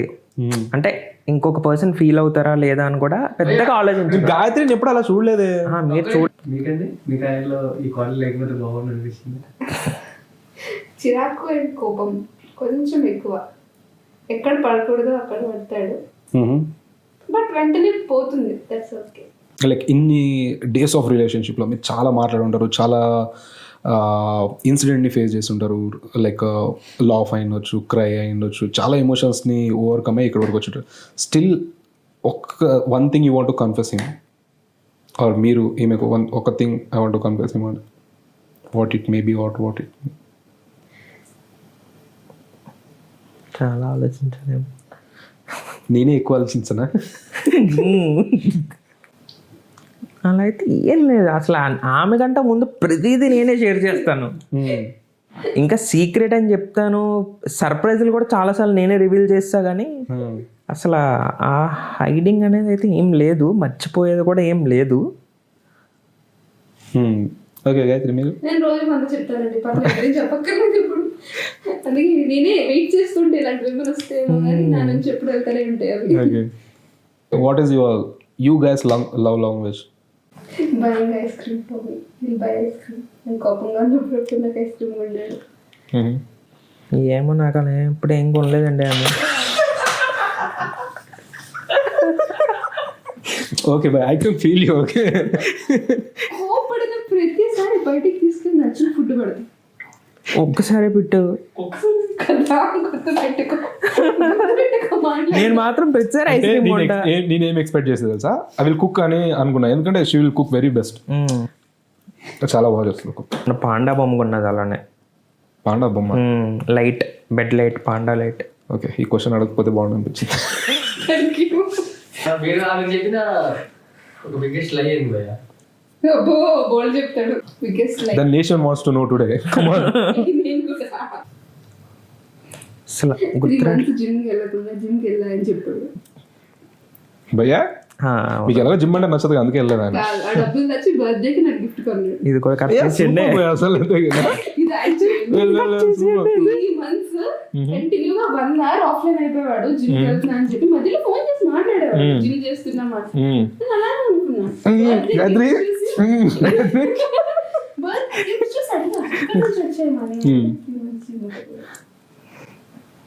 డెడికేషన్ అలాంటిది అప్పట్లో. ఇది కట్ చేసిండు ప్లీజ్. ఇలాంటివి ఉంటాయి, ఎలా మిస్ చేస్తాం. ఏ ఇంట్లో రచ్చ అయిపోద్ది. లైక్ మీరు రిలేషన్షిప్ స్టార్ట్ చేసిన తర్వాత was that easy to convince your family, like both in your families? అసలు అసలు కాదు. లైక్ ఐ నో, లైక్ కొంచెం తెలిసినంత వరకు నాకు ఇట్ వాస్ వెరీ టఫ్ అనేది. చాలా డిఫికల్ట్ గా ఉండింది. లైక్ చాలా హేట్రెడ్ చూసాం మా ఫ్యామిలీ నుంచి చెప్పినప్పటి నుంచి. కాస్ట్ చాలా ఇంపార్టెంట్ రోల్ ప్లే చేసింది అనమాట. లైక్ ఎందుకు అదర్ కాస్ట్, బికాస్ ఇప్పటి వరకు మా ఫ్యామిలీలో ఎవరు లేరు. ఇలా ఒప్పించి చేసుకున్నానికి ట్రై చేసాం, అన్ని చేసుకున్నాం కూడా ఫైనల్ గా. సో దట్స్ రిలేషన్షిప్లోకి వెళ్ళాక ఫస్ట్ మోటివ్ అదే, ఎంత వెయిట్ చేద్దాం బట్ ఒప్పించే పెళ్లి చేసుకుందాం అన్న ఫిక్స్లో అయితే మేము డే 1 నుంచి ఉన్నాం బాగా. సో అందుకే చాలా ట్రై చేసాం, ఒక్కసారే కాదు మల్టిపుల్ టైమ్స్ అడిగా ఇంట్లో. వాళ్ళు అడిగినప్పుడు కూడా మల్టిపుల్ టైమ్స్ అదే ఆన్సర్ ఇచ్చాను, like I wanted to get marry only to అతను అని చెప్పి. వాళ్ళు అదే స్ట్రాంగ్ ఫిక్స్లో ఉన్నారు. Yeah I love my mom. చాలా అది మాత్రం చాలా పెయిన్ఫుల్ పార్ట్ అన్నమాట. ఆ డే నాకు స్టిల్ గుర్తుంది తెలుసు అసలు అయితే. బట్ మేము ఎప్పుడు అనుకోలేదు లైక్ 5 years పడుతుంది ఒక యాక్సెప్టెన్స్ రావడానికి. 4 years కదా, 4 years. 4 years పట్టింది. నేను మధ్యలో కూడా మా ఇంట్లో ఒప్పుకున్నారు, పెళ్లి చేస్తాం వాళ్ళ పేరెంట్స్తో మాట్లాడు అన్న ఒక నేను అష్యూరెన్స్ ఇచ్చారు. సో వాజ్ లైక్ ఓకే అయిపోతుంది పెళ్లి చాలు. అండ్ మమ్మీ కూడా ఉన్నారు అప్పటికి, సో చాలా హ్యాపీ అయిపోయాను అన్నమాట. ఫెబ్లో అలా అయింది, జూన్లో మమ్మీ అలా అవ్వడం. ఆ 1-2 years మాత్రం మొత్తం షాటర్డ్ అయిపోయా. లైక్ ఒక్కొక్కసారి క్వశ్చన్ చేసుకునేదాన్ని, మేబీ నా వల్లనేమో తను అలా సఫర్ అయ్యారు ఎప్పుడు. కానీ ఏ రోజు మాత్రం గిల్ట్ రిగ్రెట్ అవ్వలే, బికాస్ నాకు తెలుసు నేను చూస్ చేసుకున్న పర్సన్ ఇంకా మమ్మీ ఉంటే బెటర్ గా చూసుకుంటారు. నేను అది కూడా ఎప్పుడు ఫ్యాక్టర్ ఆలోచించేదాన్ని, ఐ నో హీస్ బెస్ట్ అని చెప్పి. సో అలా ఎప్పుడైనా రిగ్రెట్ అయ్యానే కానీ అయ్యో అనవసరంగా ప్రేమించానని ఎప్పుడు అనుకోలేదు. తను అనుకున్నారు ఎప్పుడైతే ఆ రోజు ఇక్కడ నుంచి వెళ్ళడమో, ఆ రోజు మళ్ళీ తిరిగి వస్తానో రాను, మేబీ ఇంట్లో చెప్పిందని ఎవరినైనా పెళ్లి చేసేసుకుంటానేమో, ఆ థాట్ అయితే చాలా ఎక్కువ వచ్చింది. చాలా హర్ట్ అయ్యాడంట ఆ రోజు బాగా. ఓకే, చాలా చాలా డిఫికల్ట్ ఉంది. అందరూ ఫిక్స్ అయిపోవాల్సిందే, చాలా కష్టంగా ఉంటది. You should stay on your decision అంతే. ఎవ్వరు ఎంత ఎలా జరిగినా ఏమైనా స్ట్రాంగ్ గా నిలబడాలి, బికాస్ ఇన్ ద ఎండ్ నీ చాయిసెస్, నీ డెసిషన్, నీ లైఫ్ అంతే. అది లాంగ్ స్టోరీ, బట్ షార్ట్ స్టోరీగా చెప్పాలంటే నేను ఫోన్ తీసుకెళ్ళేవాను కదా కాలేజ్కి, సో ఎడిక్ట్ అయిపోతా అని చెప్పి. సో ఒకరోజు ర్యాండమ్గా మా మదర్ ఎప్పుడో ఖాళీగా ఉన్నప్పుడు ఫోన్ చెక్ చేస్తే సో మా ఇద్దరు ఫోటో ఒకటి చూసారనమాట. సో బీచ్లో ఒక హక్ చేసుకున్న ఫోటో ఒకటి ఉంటే చెప్పను ఉంది కదా అది. సో ఒక నార్మల్ సెల్ఫీ ఫోటో చూసిన తర్వాత అసలు యాక్చువల్లీ చాలా బిగ్గెస్ట్ సీన్ అనమాట ఇన్ మై లైఫ్. అప్పుడు ఒక ఫియర్ స్టార్ట్ అయ్యింది, ఫొటోస్ అనేది డిలీట్ చేసే, మాట్లాడకూడదు. సీక్రెట్ గానే 2 years స్పెండ్ చేసాం, కాలింగ్స్ కానీ చాట్ కానీ. సో 1 year క్లోజ్లీ, 1.5 year ఏంటంటే సో నాకు డైలీ 1 hour అనమాట ఫోన్ యూసేజ్ టైమ్. 2018 టైమ్స్లో కూడా నేను అలానే ఉండేవాడిని. సో షార్ప్ 1 hour అయిన తర్వాత నేను ఫోన్ పెట్టేయాలి every day after college. So gold face అవ్వయా. సో కాలేజ్కి కూడా 2 days ఫోన్ తీసుకెళ్ళేవాడిని, మిగిలిన డేస్ కీప్యాడ్ ఫోన్ యూజ్ చేసేవాడిని. సో ఇలా చాలా చాలా హర్డిల్స్ ఉండేవి. సో ఇవన్నీ క్రాస్ అయ్యి ఆ స్టేజ్కి 2019 ఇప్పటికే మర్చిపోయి ఏప్రిల్లో సో ఆల్ ఆఫ్ సడన్ అనమాట. సో మా ఫాదరే అడిగారు అనమాట, నీకు ఇష్టం కదా చెప్పు సంథింగ్. నేనేమనుకున్నా అంటే ఓకే సో వాళ్ళు తెలుసుకోవాలని అడుగుతున్నారేమో అని అనుకున్నా, బట్ అడిగారు ఇష్టమా అంటే ఇష్టమే, మ్యారేజ్ చేసుకుంటారు అంటే చేసుకుంటాం. సో సరే ఫైన్, జాబ్ తెచ్చుకో చేస్తాం అన్నారు అనమాట. యాక్చువల్లీ అప్పుడే వాల్టర్ ఒక యాప్ ఉంటుందని తెలిసింది నాకు. డైలీ ఇంటికి వెళ్ళే ముందు ఒక 10 minutes ఆగి ఫొటోస్ అన్ని ఏమైతున్నాయి అవన్నీ వాల్ట్కి పుష్ చేసుకుని ఇంటికి వెళ్ళాము అనమాట. నువ్వు చెప్పా what your obsession or your interest about movies? So మూవీస్తో ఎలా అంటే బాండ్, సో తినకు కూడా చాలాసార్లు చెప్పా. సడన్గా మా ఫాదర్ వచ్చి ఈరోజు ట్యూషన్కి వెళ్ళకుండా, నేను ట్యూషన్కి రెడీ అయిపోయేవాడిని, సో క్యాన్సిల్ చేసి ఆయన తీసుకెళ్లేది మూవీస్కి అనమాట. సో నేను మా మమ్మీ మా డాడీ మేము ముగ్గురు ఎక్కడైనా స్పెండ్ చేసాము అంటే ఇట్స్ మూవీ థియేటర్ అనమాట. సో చాలా మూవీస్ చూసేవాళ్ళం మేము ఫ్యామిలీస్తో. సో ఏంటంటే నాకు ఇంకా మూవీస్ అనేది ఇంకొక ఫ్రీ టైం కానీ ఒక స్ట్రెస్ బస్టర్ కానీ అలా అయిపోయింది ఇంకా. సో మూవీయే ఎమోషన్ అనమాట ఇంకా మాకు. సో అందుకు ఇంకా ఎందుకంటే మేము కొంచెం స్ట్రెస్ లో ఉన్నా, ఏదైనా గొడవ పడినా కూడా మూవీ, అది ఏదైనా సరే మూవీ. ఇందాకే అనుకున్నాం ఫుల్ స్ట్రెస్లో నేను మూవీస్ లేదు మీ దగ్గరికి వచ్చే ముందే అనుకున్నాం ఏదైనా మూవీ ఉంటే బాగుండు వెళ్దాం హాయిగా అని చెప్పి అనుకున్నా. నాకు తెలుసు story, but still the nation wants to know కాబట్టి ఆ ఫోటో మీరు తీసింది పెళ్ళికి వెళ్ళి మీరు ఫోటో తీసారంట దాని గురించి చెప్తే మేము చూసి విని తరించిపోతాం. అది 2021 ఆగస్ట్ డేట్ కొని గుర్తుందంటే అది ఎంత పెద్ద మెమరీ. శ్రావణ మాసం అనమాట. మొత్తానికి రాఖీకి ఒక 2 days ముందు. సో యాక్చువల్లీ ఇంకా కామన్ కదా మ్యాచెస్. సో తను వాళ్ళ ఫాదర్ ఏంటంటే ఒక ఫోటో తీసుకో మ్యాచెస్కి ఇవ్వాలి అంటే, ఎలాగో శ్రావణ మాసం శారీ కట్టుకుంటారు కదా, సో కట్టుకొని ఇంకా తను ఏంటంటే ఎలాగోలా స్కిప్ చేయాలి. అయితే తీసుకుంటా అన్నది మార్నింగ్ నుంచి ఫోటో తీసుకుంటా, ఎదురుగుండా ఫోటో స్టూడియో తీసుకుంటా. ఈవినింగ్ అయిపోయిన తర్వాత కూడా ఇంకా లేదు రేపు మ్యారేజ్కి వెళ్తున్నా కదా, అక్కడ కూడా శారీ కట్టుకుంటా అక్కడ తీసుకొని పంపిస్తాను ఫొటోస్ అన్నదన్నమాట. సో తర్వాత రోజు మేము మ్యారేజ్కి వెళ్ళాము, అందరం ఫొటోస్ తీసుకున్నాం, గ్రూప్ ఫొటోస్ తీసుకున్నాం. అయితే మేము నాకు ఫోటోలు తీయు అన్నది. సరే అని తీసాను. ఇప్పుడు ఏముంది, క్యాజువల్గా తీసుకుంటాం కదా, అమ్మాయి నాకు తీస్తాను, నేను తనకు తీసా ఫొటోస్. సో వాళ్ళ ఫాదర్ అడిగారని నాకు తెలియదు. ఈమె ఏం చేసింది, ఓకే అక్కడ స్కిప్ చేస్తా కదా ఫొటోస్ అని చెప్పి నేను తీసిన ఫొటోస్ వాళ్ళ ఫాదర్కి పంపిస్తే అవే ఫొటోస్ ఆ మ్యాచ్ వాళ్ళకి పంపించారనమాట. ఓకే. ఆ ఫొటోస్ చూసి వాళ్ళు ఇంకా స్టార్ట్ అయిపోయారు. ఇంకా నెక్స్ట్ డే వచ్చేస్తారు, ఇంకా వాళ్ళు నెక్స్ట్ డే 2 daysలో వచ్చేస్తారనమాట. ఓకే. సో ఈ మ్యాటర్ నాకు తెలీదు. ఇంట్లో తెలిసిపోయిన తర్వాత ఆ రోజు నైట్ అనుకుంటా, అది కూడా వాళ్ళ బావగారు చెప్పినంత వరకు నాకు తెలియదు. అంటే పంపించారని తినకు తెలియదు. తిన కాన్ఫిడెన్స్ ఏంటంటే నాకు చెప్పే పంపిస్తారు కదా, పంపరు కదా. సో వాళ్ళ బాగా అదేంటి నువ్వు తీసిన ఫోటోలే కదా పంపించారు, నీకు తెలియకపోవడం ఏంటి అన్నారు. అయితే నేను ఫోటోలు తీసాను అంతవరకే నాకు తెలుసు, ఆ ఫోటో మ్యాచ్కి పంపించిందని నాకు ఎలా తెలుసు? అప్పుడు చెప్పింది అనమాట, లేదు ఇలా అడిగారు స్కిప్ చేశారు అంటే, ఓకే ఆ విషయం చెప్పాలి కదా, చెప్తే మనం దానికి ఇంకో ఆల్టర్నేటివ్ సొల్యూషన్ ఏదో యాడ్ చేస్తాం కదా. ఏదో ఇంకా వాళ్ళ ఫాదర్ని అటు స్కిప్ చేయలేక ఏదో ఆ టైంకి ఇంకా ఆల్రెడీ ఫోన్ చేసి ఇంకోసారి అడిగారు ఇంకా పంపలేదు అని చెప్పి, సో ఇంకెందుకు అని చెప్పి నేను పంపించేసాను. యాజ్ ఎ సక్సెస్ఫుల్ కపుల్ మీరు యంగ్ జనరేషన్కి ఏం సజెస్ట్ చేద్దాం అనుకుంటున్నాను?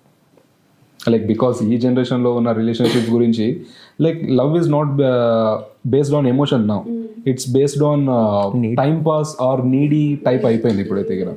సో ఈ జనరేషన్కి మీరు what you want to suggest? అంటే ఇప్పుడు ఒక పర్సన్ బతుకుతున్నాము అంటే ఒకళ్ళంటే ఒకళ్ళు ఉండాలి, ఒకరి కోసం ఒకరు ఉండాలి చెప్పాలంటే.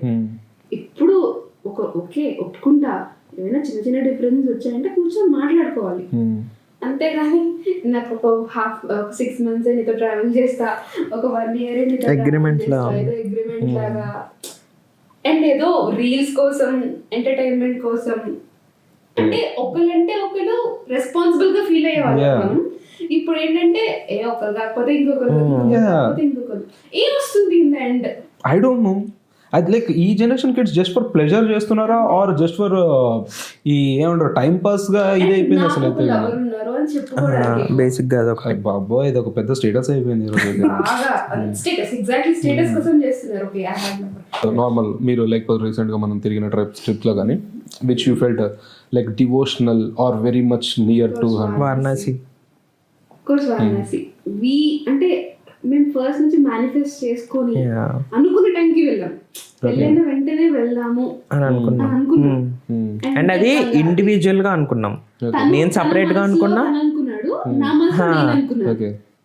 బట్ ఎక్కడికైనా వెళ్దాం అనుకుంటున్నామా అని మాట్లాడినప్పుడు ఏ డెస్టినేషన్స్ రాలేదు. నేను ఇచ్చే ఫస్ట్ గిఫ్ట్ అదే అవ్వాలి అనుకున్నా. నేను డైరెక్ట్ టికెట్స్ తీసేసి తనకి ఇద్దాం అనుకున్నా. యాక్చువల్లీ ఫస్ట్ ప్లాన్ అయితే అదే ఉండే, వారణాసి అనే. బట్ అనుకోకుండా కూర్చొని ఎక్కడికి వెళ్దాము అంటే అక్కడికే అని చెప్పేసి బిఫోర్ అనుకున్నా అంతే. తను గుర్తు పెట్టుకున్నాడు, నాకు గుర్తుంది. So we manifested it and we made it to Ganga Aarti. చాలా మంది చెప్తుంటారు like Varanasi is very devotional place, very divine place అని చెప్పి. లైక్ అక్కడికి వెళ్ళిన తర్వాత the nature or cosmos, how it was to you? It's magic. Like what you experience? Like చాలా మంది చెప్తుంటారు అక్కడ Varanasi different place, when you go with some feeling you never it the same person అని చెప్పి. So నాకైతే ఏంటంటే life మీద opinion మారింది కంప్లీట్గా. ఎందుకంటే అక్కడ మనం ఒక సైకిల్ని ఇండైరెక్ట్గా చూస్తాం. ట్రూ. సో అంటే జనాలు నార్మల్గా తిరుగుతున్నారు. అంటే ఒక రిచ్ పర్సన్ అక్కడ బతుకుతున్నాడు, పూర్ పర్సన్ బతుకుతున్నారు, ఆర్ బిజినెస్ మ్యాన్స్ ఉన్నారు, అండ్ నార్మల్ షాప్స్ మనం చూస్తున్నాం, అక్కడ షాప్స్ వాళ్ళు ఉన్నారు. At the same time death. So అది కూడా ఒక సెలబ్రేషనే అక్కడ. సో మనం చూస్తే ఎవ్వరు కూడా అది మన దగ్గర ఏమైనా వెళ్తుంది అంటే సో అదొక ఫియర్ మనకి. కానీ అక్కడ అలా కాదు, ఏం రెస్ట్రిక్షన్స్ లేవు. సో చాలా డిఫరెంట్ వైబ్. అదేంటంటే ఎక్స్ప్లెయిన్ చేయలేంది ఇంట్లో కూడా.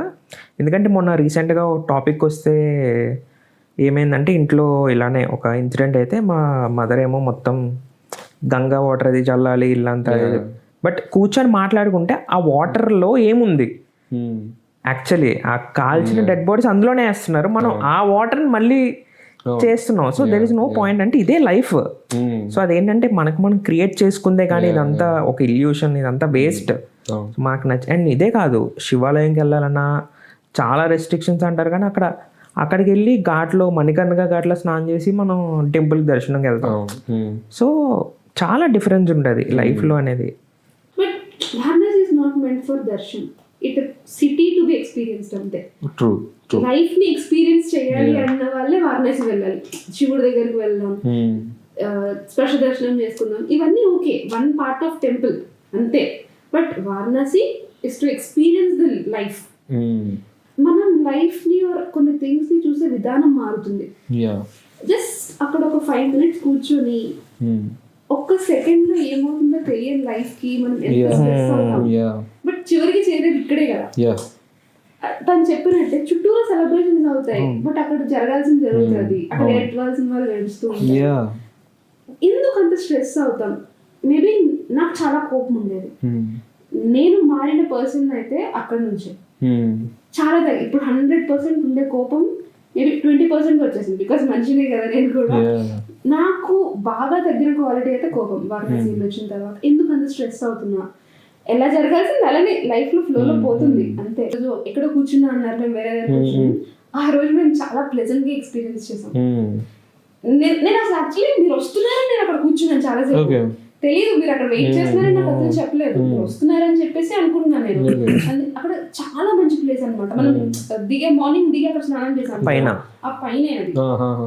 వన్ సైడ్ ఆఫ్ గంగా ఉంటుంది, ఈ సైడ్ ఘాట్స్ అన్ని కనిపిస్తా ఉంటాయి, ఇటు సైడ్ వెంటనే మణికర్ణిక వెలుగుతా ఉంటది, ఇటు సైడ్ అన్ని షాప్స్ ఉన్నాయి.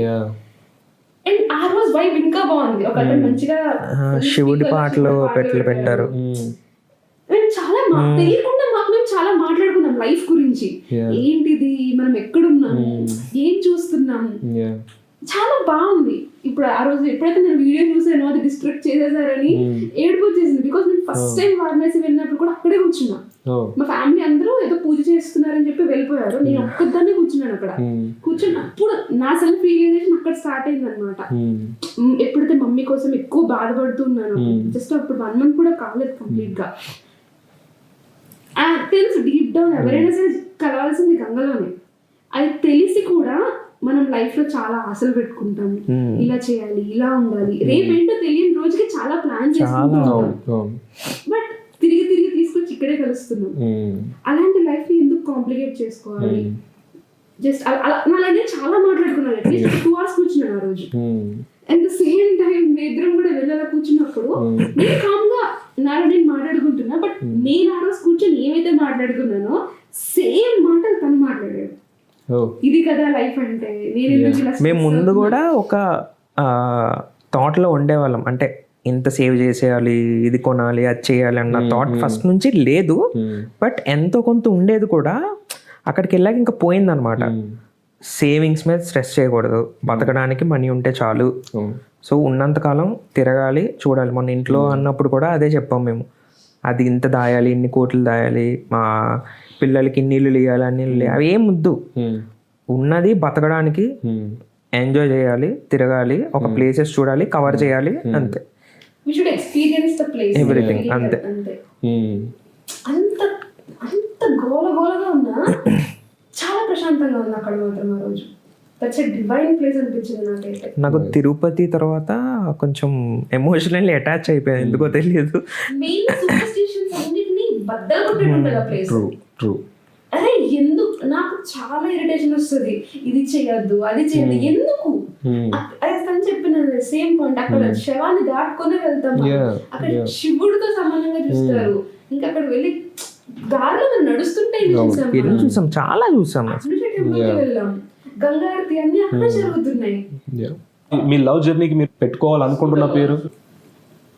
నేను చాలా సార్లు ఆలోచించా, బట్ పడలే ఏం పెడదామని. ఒక విషాద గాథ. మా ఇద్దరు